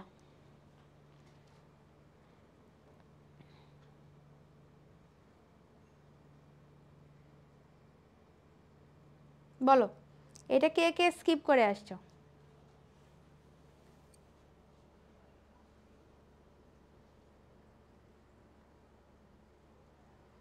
দেখছো অনেকেই তোমরা এটা স্কিপ করছো, অনেকেই। সো স্কিপ করছো অসুবিধা নেই, এখন আর স্কিপ করো না, ঠিক আছে? এটা আকার এবং সহজে আকার কিছু নিয়ম আছে, কিছু টেকনিকের মাধ্যমে। এই যে এটা আঁকতে তোমাদের অনেক সময় লাগে, এই জন্য স্কিপ করো। সো সময় কম লাগবে এমনভাবে আঁকার কিছু টেকনিক আছে, এটাই এখন শিখাই দিব। সবাই রেডি? চিত্রটা অনেক ইজি, সমস্যা হয় আঁকতে সময় লাগে, দ্যাটস ওয়াই তোমরা স্কিপ করো, তাই না? সো স্কিপ করো না, এখন সুন্দর মতো চলো আঁকে। দেখো এখানে কয়েকটা জিনিস মাস্ট দিতে হবে, যেমন এই যে 1 নম্বরে কি আছে দেখো, মূল রোম দিছে। তারপরে এই যে স্তরটা, আমরা স্তর বাই স্তর আঁকাবো, লেয়ার বাই লেয়ার আঁকাবো, ঠিক আছে? আমরা মূলের বহিরাবরণকে কি বলছি বলো তো? এপিডার্মিস নাকি এপিব্লেমা, মনে আছে তো? এপিব্লেমা। এপিব্লেমা হলো মূলের বাইরের স্তর। এপিব্লেমা আঁকবো, এপিব্লেমার উপর দিয়ে এরকম মূল রোম আঁকবো। মাঝখানে এতখানি কর্টেক্স আমরা দিব না, 3 লাইনের কর্টেক্স আমরা দিব, 2 থেকে 3 লাইন। এরপর আমরা বাকিটুকু আঁকবো। এরপরে এই লেয়ারটা দিতে হবে, এই যে এই গোল একটা লেয়ার দিতে হবে। তারপর আরও একটা লেয়ার দিবা, 2টা গোলা গোলা আঁকবা। আর এরপর এইরকম আঁকবা, এইরকম আঁকবা। এটা কি, এটা এখন আমি শিখাই দিব। এই 3টা বেসিক জিনিস, যে লাল দিয়ে যা যা এঁকে দিছি, এই 3টা হলো বেসিক। এরপরে তুমি যত ভালো করে আঁকতে পারো, ঠিক আছে? হ্যাঁ, ভালো করে চিত্র আঁকতে পারা খুবই ভালো, তাহলে তোমার বায়োলজিতে A+ অবশ্যই তুমি পাবা, ঠিক আছে? আচ্ছা, একটা জিনিস আমি একটু বলি, তারপরে আমি এটা আঁকি। তোমাদেরকে আমি জাইলেম কেন্দ্রিক ফ্লোয়েম কেন্দ্রিক শিখাইছি। সো জাইলেম এবং ফ্লোয়েম মূল এবং কাণ্ডের ক্ষেত্রে একটু ভিন্নভাবে থাকতে পারে। যেমন মূলে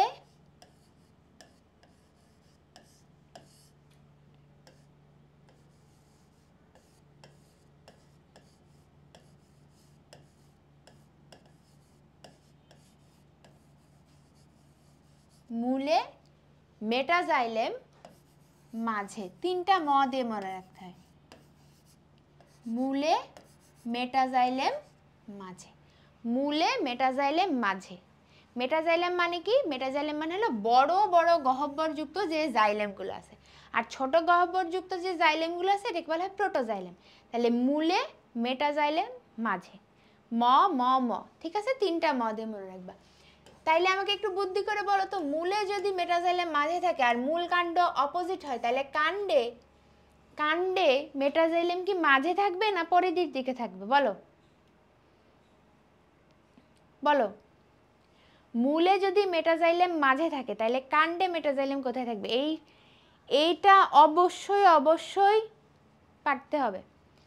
ইয়েস, মূলে মেটাজাইলেম মাঝে থাকলে কাণ্ডে এটা থাকবে পরিধির দিকে। হয় তুমি এটা লিখবা, বা তুমি লিখতে পারো কাণ্ডে প্রোটোজাইলেম মাঝে থাকে, তাই না? প্রোটোজাইলেম মাঝে থাকে। বা তুমি লিখবা কাণ্ডে মেটাজাইলেম পরিধির দিকে থাকে, যে কোনো একটা লিখতে পারো। সো এইটা একটু মনে রাখো, এইটা আমরা এর পরের চিত্রগুলোতে ইমপ্লিমেন্ট করব, ঠিক আছে? ওকে, তাহলে চলো আমরা এবার আঁকি। খুবই ইজি চিত্র না? তোমরাই বলছো, সো একদম ঝটপট আমরা এঁকে ফেলবো। ফার্স্টেই আমরা কি দিব? ফার্স্টেই আমরা বইয়ে যা আছে তাই তুমি আঁকো, তোমার অন্য কিছু ফলো করার দরকার নেই। তুমি এইখানে কি আঁকবা? এপিব্লেমা, তাই না? এখানে আঁকবা এপিব্লেমা, তুমি দেখছো। এবং বেশি পুরো করার দরকার নাই, যা পেন্সিল দিয়ে একবার ড্র করলে যা আসে এটাই দিবা।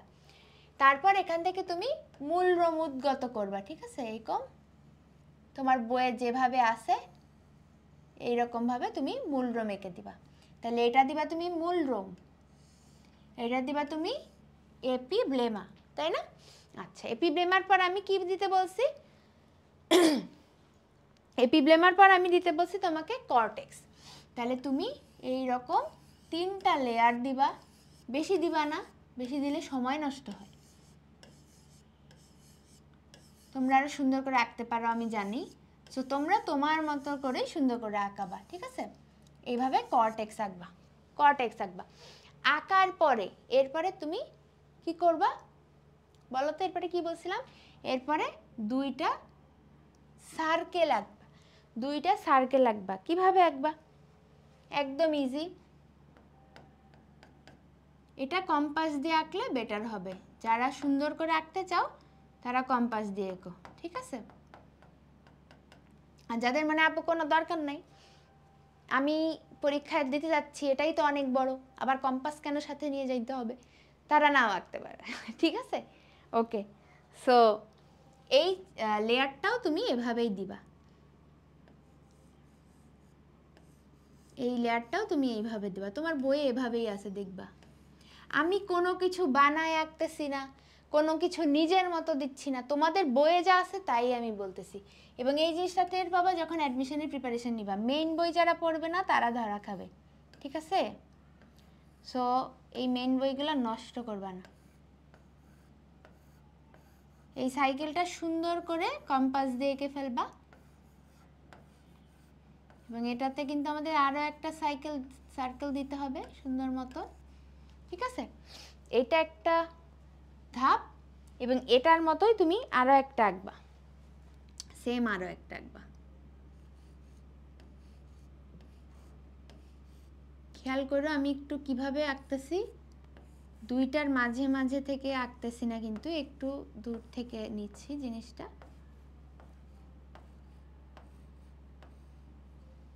ওকে, সুন্দর করে জায়গাটা দিবা।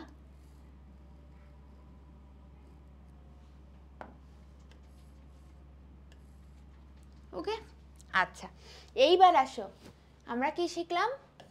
মূলে মেটাজাইলেম মাঝে। তাহলে এবার আমাদের কাজ হলো মূলে মেটাজাইলেমগুলো মাঝে দেওয়া। কিভাবে দিব? 7টা দিতে হবে। সবসময় মনে রাখবে, একবীজপত্রী মূলের চিত্র যখন আঁকবা অবশ্যই 6টার বেশি দিবা, 6টার বেশি দিবা। তাইলে 7টা আঁকবা, 7টা বড় বড় গোল্লা আঁকবা। কিভাবে আঁকবা? ঘড়ির কাঁটা, ধরো এটা একটা ঘড়ি, তুমি যখন বৃত্তটা সুন্দর করে আঁকবা তখন তো তুমি এখানে আরো সুন্দর স্পেস পাবা। তো তুমি এই যে 12টার জায়গায় এইখানে একটা দিবা, 2টার কাটার জায়গায় এখানে একটা দিবা, এইখানে একটা দিবা, এখানে একটা দিবা। 1 2 3 4 5 6 7, এভাবে 7টা বৃত্ত আঁকবা। এখন এই 7টা বৃত্ত আঁকার সিগনিফিকেন্স কি এটা আমি তোমাকে বলতেছি, ঠিক আছে? এভাবে তুমি 7টা বৃত্ত এঁকে ফেলবা। সো সিগনিফিকেন্স কি? এইটাই যে বড় বড় করে দিবা এইগুলা। এবার আমার 6টা হয়ে গেছে না? দাঁড়া আবার দেই। এই যে মেটাজাইলেমের গহ্বর বড়, আমি তোমাদেরকে যেটা বললাম, মেটাজাইলেমগুলোর গহ্বর বড় বড়, দ্যাটস ওয়াই তোমাকে এখানে এটা মাঝে আঁকতে হবে।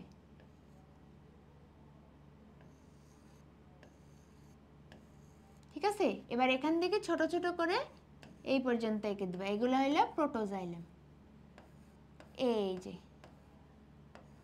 তাইলে মূলে মেটাজাইলেম মাঝে, প্রোটোজাইলেম পরিধির দিকে। দেখো, তাহলে বড় যেই গহ্বর সমৃদ্ধ যেই জিনিসটা দেখলাম, এটাকে আমরা কি বলি? সবাই আসো ক্লাসে? বড় গহ্বর যুক্ত যে জায়গাটা আমরা বললাম এটাকে কি বলি? মেটাজাইলেম। এবং ছোট ছোট যেগুলো আছে সেগুলোকে আমরা বলি প্রোটোজাইলেম, তাই না? আচ্ছা, এখন তোমার কাজ হবে কি, এই যে 7টা আঁকছো না, আমি এটা একটু অন্য কালার দিই, তোমাদের জন্য প্রবলেমেটিক হইতে পারে জিনিসটা। এই যে 2টা মেটাজাইলেম এবং প্রোটোজাইলেম, মানে জাইলেমের মাঝখানে তুমি এখানে আঁকবা কি? ফ্লোয়েম। এখানে আঁকবা কি তুমি? ফ্লোয়েম। এটা বইয়েও দেখবা আছে, সেই জায়গাটাকে তোমাকে ফ্লোয়েমে আঁকতে হবে। এই জায়গায় এইটুকুই মেন। তুমি যদি জাইলেম, ফ্লোয়েম এই অন্ততক সুন্দর করে আঁকতে পারো, আমি লেবেলিং করতেছি, এই জিনিসটাই তোমার মেন, ঠিক আছে? ফ্লোয়েমটা তোমাকে দিতে হবে। ওকে, আচ্ছা, ফ্লোয়েম দেওয়ার পর আমাদের আর কিছু বাকি থাকে? আর কিছু বাকি থাকে না। আমি তোমাকে একটু লেবেলিংগুলো দেখাই, তাই তুমি বুঝবা। এই যে এটা সবাই কি বলো? মূলরোম। আমাকে বলো, মূলরোম এককোষী না বহুকোষী? সবাই দ্রুত বলো, মূলরোম এককোষী না বহুকোষী? সেম হইলেই ভালো, এই যে সবগুলো সাইজ সেম হইলেই ভালো, ডিফারেন্ট হইলেও কেউ তোমাকে পিটানি দিবে না, ঠিক আছে? So don't worry. দেখো মূল রোম, এই ত্বকটার নাম হলো এপিব্লেমা, ঠিক আছে? এইটা হইলো কর্টেক্স, এটা হইলো অন্তত্বক, ঠিক আছে? অন্তত্বক। তারপরে আছে কি পরিচক্র বা পেরিসাইকেল, তোমরা নাম শুনে থাকবা। এই যে পরের যে বৃত্তটা আঁকাইছি না, এটাই হইলো পরিচক্র, পরিচক্র। এটা কি আঁকছি আমি? আচ্ছা, যে মাঝখানের যে ফাঁকা স্থানটা আছে বা মাঝের এই যে সবগুলো বৃত্তের মাঝের স্থান, এটা কি জানো? এটা হলো মজ্জা।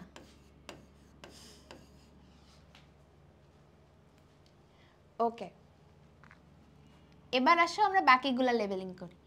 সো এই যে এই জায়গাটা কি, এই বড় গহ্বরটা, দেখো আমি কিন্তু মাঝখান দিয়ে টেনে লিখি না, আমি উপরে নিয়ে গেছি এরকম করে টান দিয়ে। সো এটা কি? মেটাজাইলেম, তাই না? তুমি এটাকে শুধু জাইলেম ফ্লোয়েমও বলতে পারো আসলে, ঠিক আছে? এটাকে শুধু জাইলেম ফ্লোয়েম বললেও তোমাকে কেউ কিছু বলবে না। এটা কি? ফ্লোয়েম। বিশ্বাস করো, তুমি যদি এই চিত্র এতটুকু এঁকে আসো, এই আমি যেগুলো দেখাইছি এগুলো লেবেলিং করো এবং লিখো চিত্র একবীজপত্রী উদ্ভিদের কি? একবীজপত্রী উদ্ভিদের মূলের অন্তর্গঠন, তাহলে তুমি ফুল মার্কস পাবা। তোমরা আমাকে বলো, এতদিন তো তোমরা আঁকছো আমি বুঝছি, তুমি যদি এভাবে আঁকো আর এই কয়টা জিনিস জাস্ট একটু লেবেলিং করে লিখে দাও, এতটুকু কষ্ট কি আমার জন্য করতে পারবা কিনা বলো?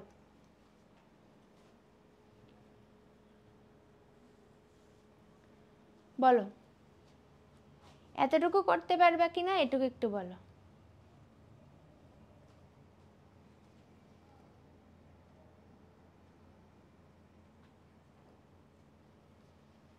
পারবা, ঠিক আছে।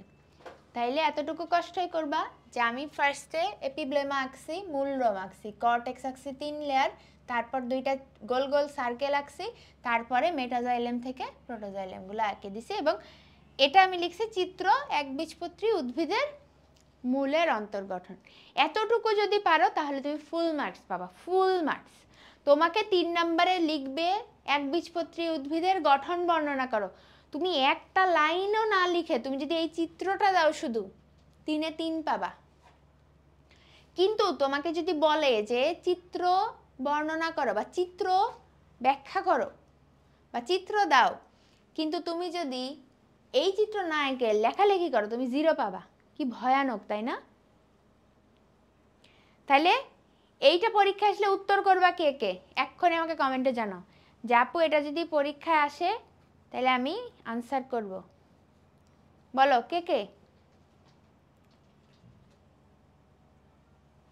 ভেরি গুড, এটাই তো চাইছি যে তোমরা জাস্ট সুন্দর করে যাতে পরীক্ষাটা দিতে পারো, ঠিক আছে? ওকে, তাহলে এটা আমাদের পড়া শেষ হয়ে গেল। এবার পরের চিত্র, একবীজপত্রীর কাণ্ড। তার আগে একটু আমরা পড়ে ফেলি একবীজপত্রী উদ্ভিদের মূলের অন্তর্গঠনের শনাক্তকারী বৈশিষ্ট্য। দেখো এই বৈশিষ্ট্যগুলো তোমাকে, তুমি জাস্ট এই কয়টা বৈশিষ্ট্য পড়বা, তুমি মানে লেখার কোনো প্রশ্ন আসলেও পারবা, অবজেক্টিভেও পারবা, তুমি মেডিকেল ভর্তি পরীক্ষায় এখান থেকে একটা কোশ্চেন পাবা এবং পারবা।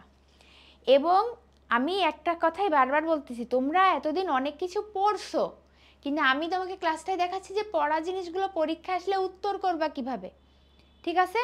সো এখন পড়তেছে আপু সমস্যা নাই, কিন্তু পরে ভুলে যাব, এই মেন্টালিটি মাথা থেকে বাদ দিয়ে দাও এবং মনকে বোঝাইতে শিখো যে আপু যা বলতেছে এটাই পরীক্ষা আসবে এবং এটাই আমি পারবো। বুঝাইতে পারছি? আগে নিজের মনকে স্ট্রং করতে হবে, তাইলে না তুমি পরবর্তীতে গিয়ে বড় বড় কাজ করতে পারবা। আর আগেই যদি দুর্বল হয়ে থাকো তাহলে তো লাইফে কিছুই করা যাবে না, বুঝতে পারছো? ওকে, তাইলে দেখো আমরা কি পড়ছি, ত্বকে কিউটিকল নাই, অধত্বক নাই, অধত্বক নাই। মূলরোম এককোষী পড়ছি আমরা এটা, তাই না? সবগুলো পড়ছে। আচ্ছা, এবং আমি যখন ভাস্কুলার বান্ডেলের প্রকারভেদ পড়াইছি, কার কার মনে আছে আমি কি বলছিলাম? পুষ্পক উদ্ভিদের মূলে কোন ধরনের ভাস্কুলার বান্ডেল থাকে, মনে আছে? পুষ্পক উদ্ভিদের মূলে কোন ধরনের ভাস্কুলার বান্ডেল থাকে বলো?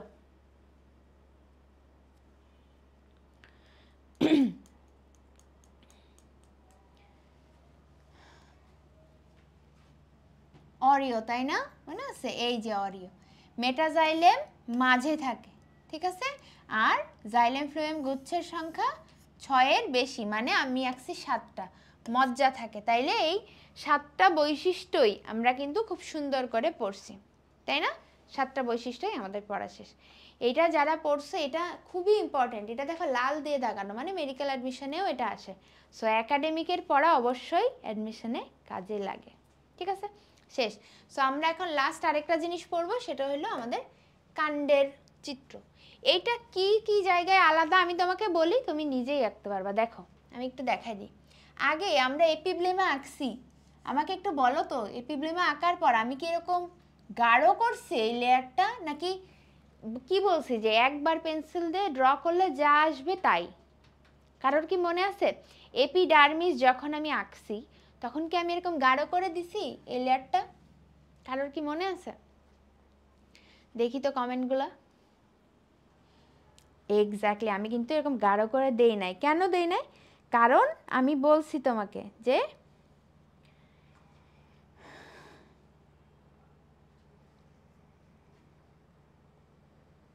এপিডার্মিসের ক্ষেত্রে আর এপিব্লেমার ক্ষেত্রে এটাই পার্থক্য যে কাণ্ডে সব কিছু মোটা মোটা হয়। সো এপিব্লেমা কিন্তু একবার পেন্সিল দিয়ে ড্র করলে যেরকম লাইন হবে সেটাই, কিন্তু তুমি যখন কাণ্ডের ক্ষেত্রে আঁকবা, এপিডার্মিস আঁকবা, তখন তোমাকে এটা গাঢ় করে দিতে হবে।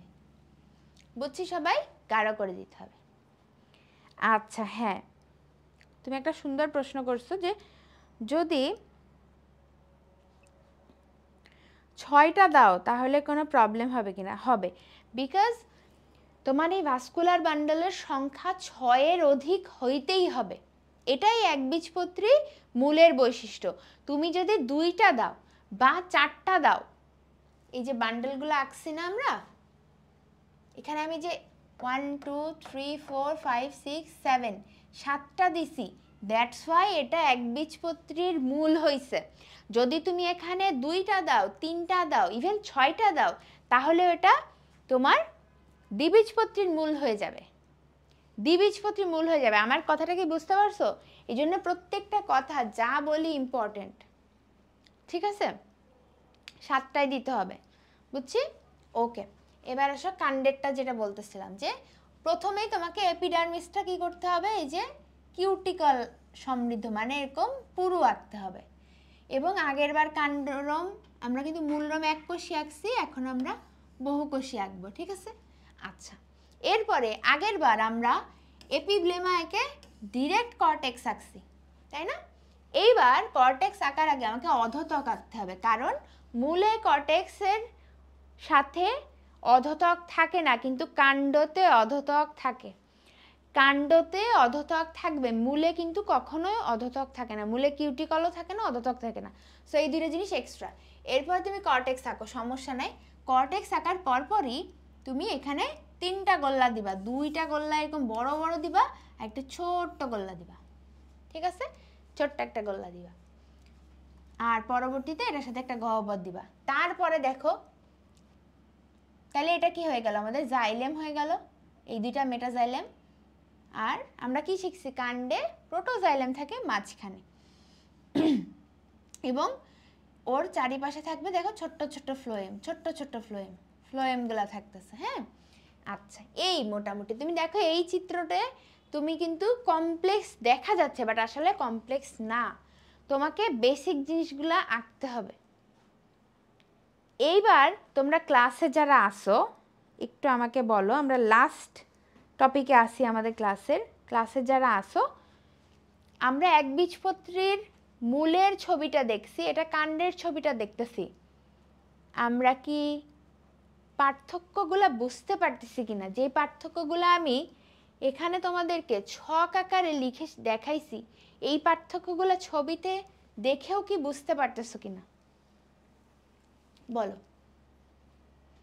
যদি ছবিতে দেখে বুঝতে পারো তাহলে তুমি কনসেপ্টও ধরতে পারবা, তুমি ছবি আঁকার সময়ও বুঝতে পারবা। বিকজ আমরা ছবি ভুলে যাই, অনেকে কমেন্ট করছে না ছবি ভুলে যাও, তো ছবি ভুলতেছো কেমনে?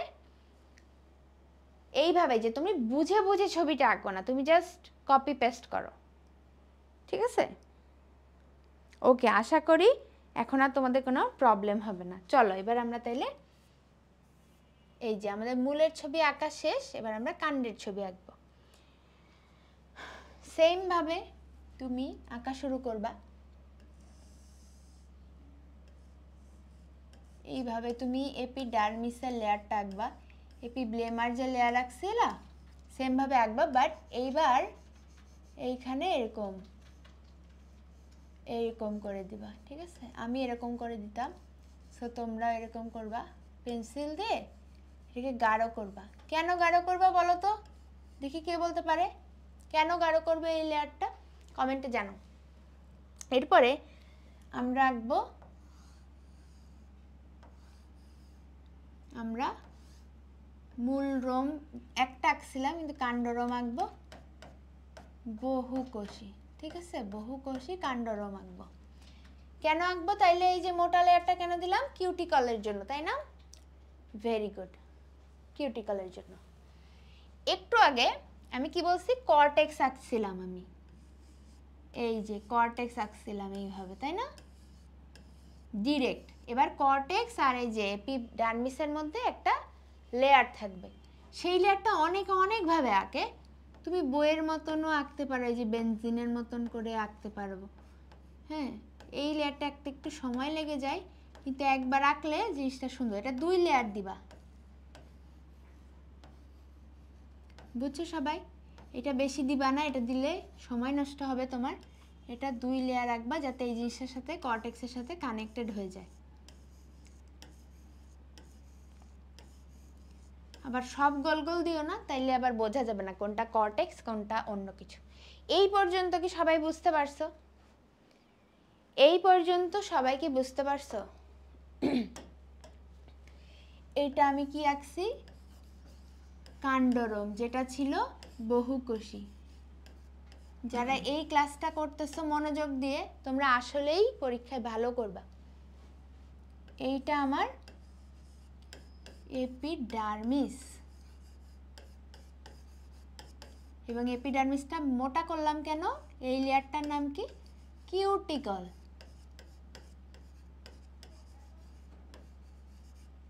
কিউটিকল, ঠিক আছে? এই লেয়ারটার নাম যদি কর্টেক্স হয় তাহলে এর উপরের লেয়ারটার নাম কি বলো? অধোতক, হাইপোডার্মিস, অধোতক। এই শেষ।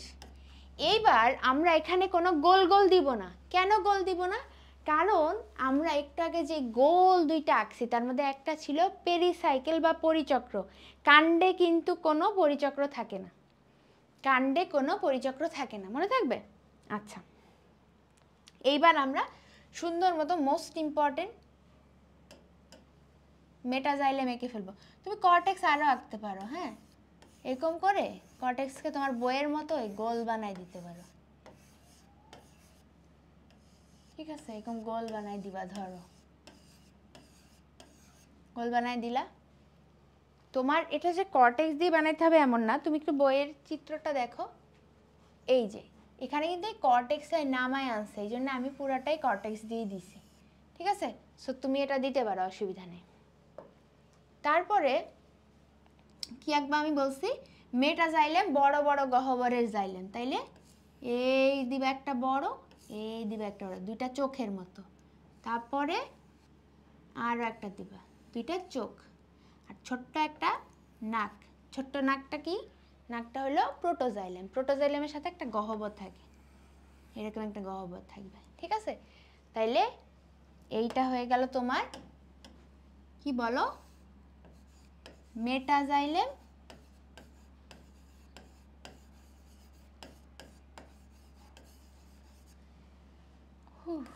এটা হলো প্রোটোজাইলেম,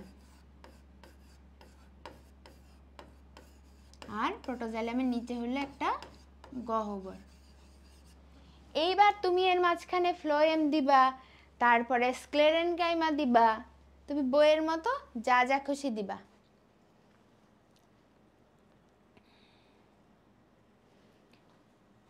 ক্লাসে যারা আছে তারা কি বুঝতে পারতেছো?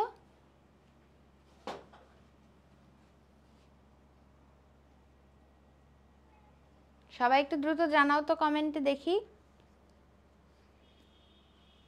বুঝতে পারতেছো? আমাদের বাকি আছে এই ফ্লোয়েম দেওয়া এবং স্ক্লেরেনকাইমা দেওয়া। তাইলে তুমি ফ্লোয়েম দিয়ে দিবা। কিভাবে দিছে ওরা ফ্লোয়েম? জাস্ট ওই যে অডিওতে আমরা যেভাবে ফ্লোয়েম আঁকছিলাম ওইভাবে ফ্লোয়েম দিয়েছি। তাহলে তুমি এমন এমন এমন এমন করে ধরো ফ্লোয়েম দিয়ে দিলা, মানে জাইলেমের মাঝেই তো ফ্লোয়েম থাকে, এটাই তো আমরা শিখলাম। তাইলে তুমি এটাকে সুন্দর করে আইডেন্টিফাই করবা, ঠিক আছে? এটাকে আইডেন্টিফাই করবা যে এটা কি, এটা হলো ফ্লোয়েম। ওকে, আর বাকি জায়গায় তুমি বেশি তো সময় নাই, তুমি এই লেয়ারের মতো এটা জাস্ট রেপ্লিকেট করে দেবা, এমন এমন এমন এমন করে রেপ্লিকেট করে দেবা, যাতে জিনিসটা ফাঁকা না লাগে, চিত্রটা ফাঁকা না লাগে, পুরাটাই এমন এমন করে দিও, ঠিক আছে? সবাই কি এই চিত্রটা আসলে পারবা? একটু দ্রুত জানাও তো, এই চিত্রটা আসলে সবাই পারবা কিনা? এটা কিসের চিত্র? অবশ্যই নিচে লিখে দিবা, চিত্র একবীজপত্রী কাণ্ডের অন্তর্গঠন। পারবা? সবাই বলো। তোমরা যদি বলো যে পারবা তাইলে আমি বুঝবো যে না ঠিক আছে, আমার ক্লাস না সার্থক। বলো।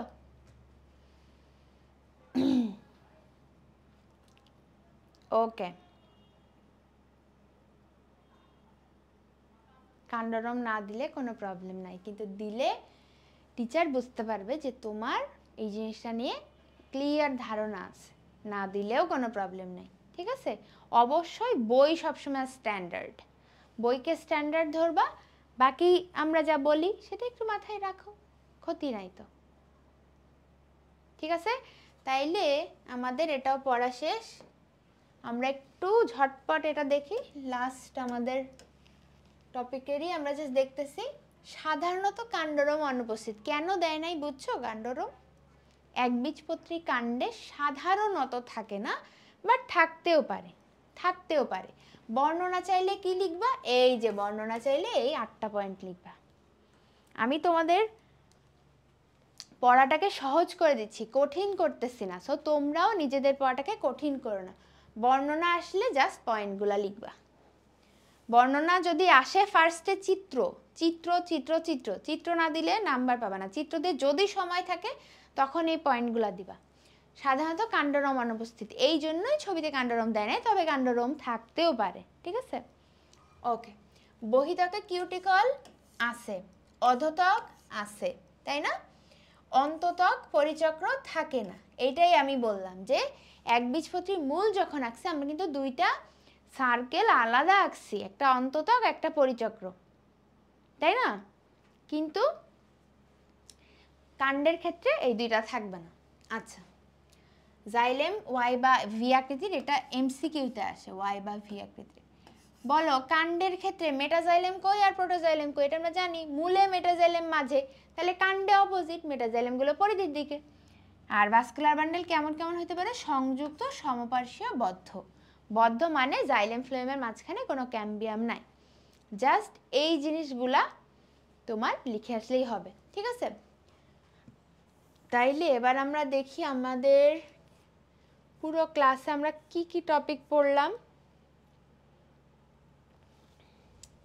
আমরা ভাজক টিস্যুর বৈশিষ্ট্য পড়ছি, কাজ পড়ছি, প্রকারভেদ পড়ছি, ভাস্কুলার বান্ডেলের প্রকারভেদ পড়ছি, পত্ররন্ধ্রের পানিপত্ররন্ধ্রের বর্ণনা পড়ছি, একবীজপত্রী উদ্ভিদের মূল কাণ্ডের অন্তর্গঠন পড়ছি, চিত্র পড়ছি যেটা পরীক্ষায় এসে বসে আছে পড়ছি, অ্যান্ড লাস্ট ওয়ান দ্বিবীজপত্রী উদ্ভিদের মূল কাণ্ডের অন্তর্গঠন। চিত্রটা পরীক্ষায় আসে না, এটা লাগবে না, আসবেই না দ্বিবীজপত্রীর কিছু, কিন্তু এই যে তোমার যেই জিনিসগুলো বললাম, পার্থক্যগুলো বললাম, জাস্ট এটা মনে রাখতে হবে। তোমরা এই টপিকটা স্কিপও করতে পারো, ঠিক আছে? তোমরা এই কয়টা টপিক পড়লেই হবে, ওকে? এই 4টা টপিক পড়লেই হবে, ঠিক আছে? এখন এই ক্লাসটা যারা করলা তারা দ্রুত একবার বইটা রিডিং দিবা এবং পরীক্ষায় আসলে কি লিখবা সেইভাবে পড়বা। খালি রিডিং পড়ে এখন কোনো লাভ নাই, ঠিক আছে? তাইলে এভাবে পড়লে তোমার কিন্তু সুন্দর মতো এইচএসসির পড়াও সুন্দর করে হয়ে যাবে। এবং আমরা যেই কথাগুলো বলতেছি তোমরা দেখতেই পাচ্ছ যে বইয়ে এমফাসাইজ করে পড়তে হয় সবসময়। তাইলে আমরা এই ক্লাসগুলো শেষ করব, আমরা সুন্দর মতো এইচএসসিটা দিব। এর পরবর্তীতে যারা মেডিকেল অ্যাডমিশন দিতে চাই তারাও কিন্তু এভাবে বই বেস দিয়ে পড়াশোনা করব, ঠিক আছে? তাইলে দেখো আমাদের দেখতে দেখতে সবগুলো ক্লাসই অলমোস্ট শেষ, তাই না? আমাদের এই ক্লাস হয়ে গেছে, এটা হয়ে গেছে, এটা হয়ে গেছে, এটা হয়ে গেছে, আজকে এটাও হয়ে গেল। আর মাত্র 2টা ক্লাস আছে বোটানির। তোমার পড়া কত দূর হয়েছে সেটা দেখার বিষয়, ঠিক আছে? ওকে, সো আমাদের তাহলে আজকের টিস্যুতন্ত্র যে ক্লাসটা ছিল বায়োলজি A+ রিভিশন লাইভের ক্লাস, সেটা শেষ হচ্ছে। এবং আমি আশা করতেছি যে এই ক্লাসটা তোমাদের একটু হইলেও উপকারে আসছে। শুধু আমি যা বলছি এইটুকুই পড়ো, এর বাইরে কিছু তোমার পড়া লাগবে না, ঠিক আছে? এগেইন ক্লাস নিয়ে যে কোনো মতবাদ তোমাদের কাছ থেকে আমি শুনতে চাই। গতদিন সালামি অফার ছিল, সালামি কন্টেস্ট ছিল বলেই যে তোমরা জানাইছো ক্লাস কেমন ছিল, আজকে জানাবা না এটা আমি চাই না। সো অবশ্যই অবশ্যই সবাই সবাই কি করবা, আমাদের মেডিকেল টপার ক্লাব এই গ্রুপে এই ক্লাস নিয়ে তোমার মতামত জানাবা। আমি জানতে চাই যে ক্লাসটা তোমার জন্য ইফেক্টিভ হয়েছে কিনা, ঠিক আছে? শুধু এখন বলে লাভ নেই, গ্রুপে যারা পোস্ট দিবে আমি কিন্তু ওদের নাম স্পেশালি মনে রাখি। বিকজ স্বাভাবিক তোমাদেরকে আমি বলছি যে তোমরা যদি আমাকে মনে করাই দাও যে তোমাদের ক্লাস নিতে হবে, তোমাদের ক্লাস নিয়ে উপকার হচ্ছে, তাহলে আমি ক্লাস নিব, ঠিক আছে? সো এই যে মেডিকেল টপার ক্লাব এই ফেসবুক গ্রুপে সবাই আজকে ক্লাস শেষে এখনই জানাই দাও ক্লাস কেমন লাগছে। আগামীকালকে কিন্তু ক্লাস আছে উদ্ভিদ শারীরতত্ত্বের উপর। ক্লাসটা অবশ্যই একটু সময় লাগবে যেহেতু অনেকগুলো টপিক আছে, তো সবাই অবশ্যই খাওয়া দাওয়া করে বসবা, ঠিক আছে? নগ্নবীজি আবৃতবীজি চ্যাপ্টারের ক্লাস হয়ে গেছে, সবগুলো ক্লাসে কিন্তু আমাদের গ্রুপে পাবা। ওকে, তাহলে ভালো থাকো সবাই, ঠিকমতো পড়াশোনা করো, দেখা হবে নেক্সট ক্লাসে। Thank you so much.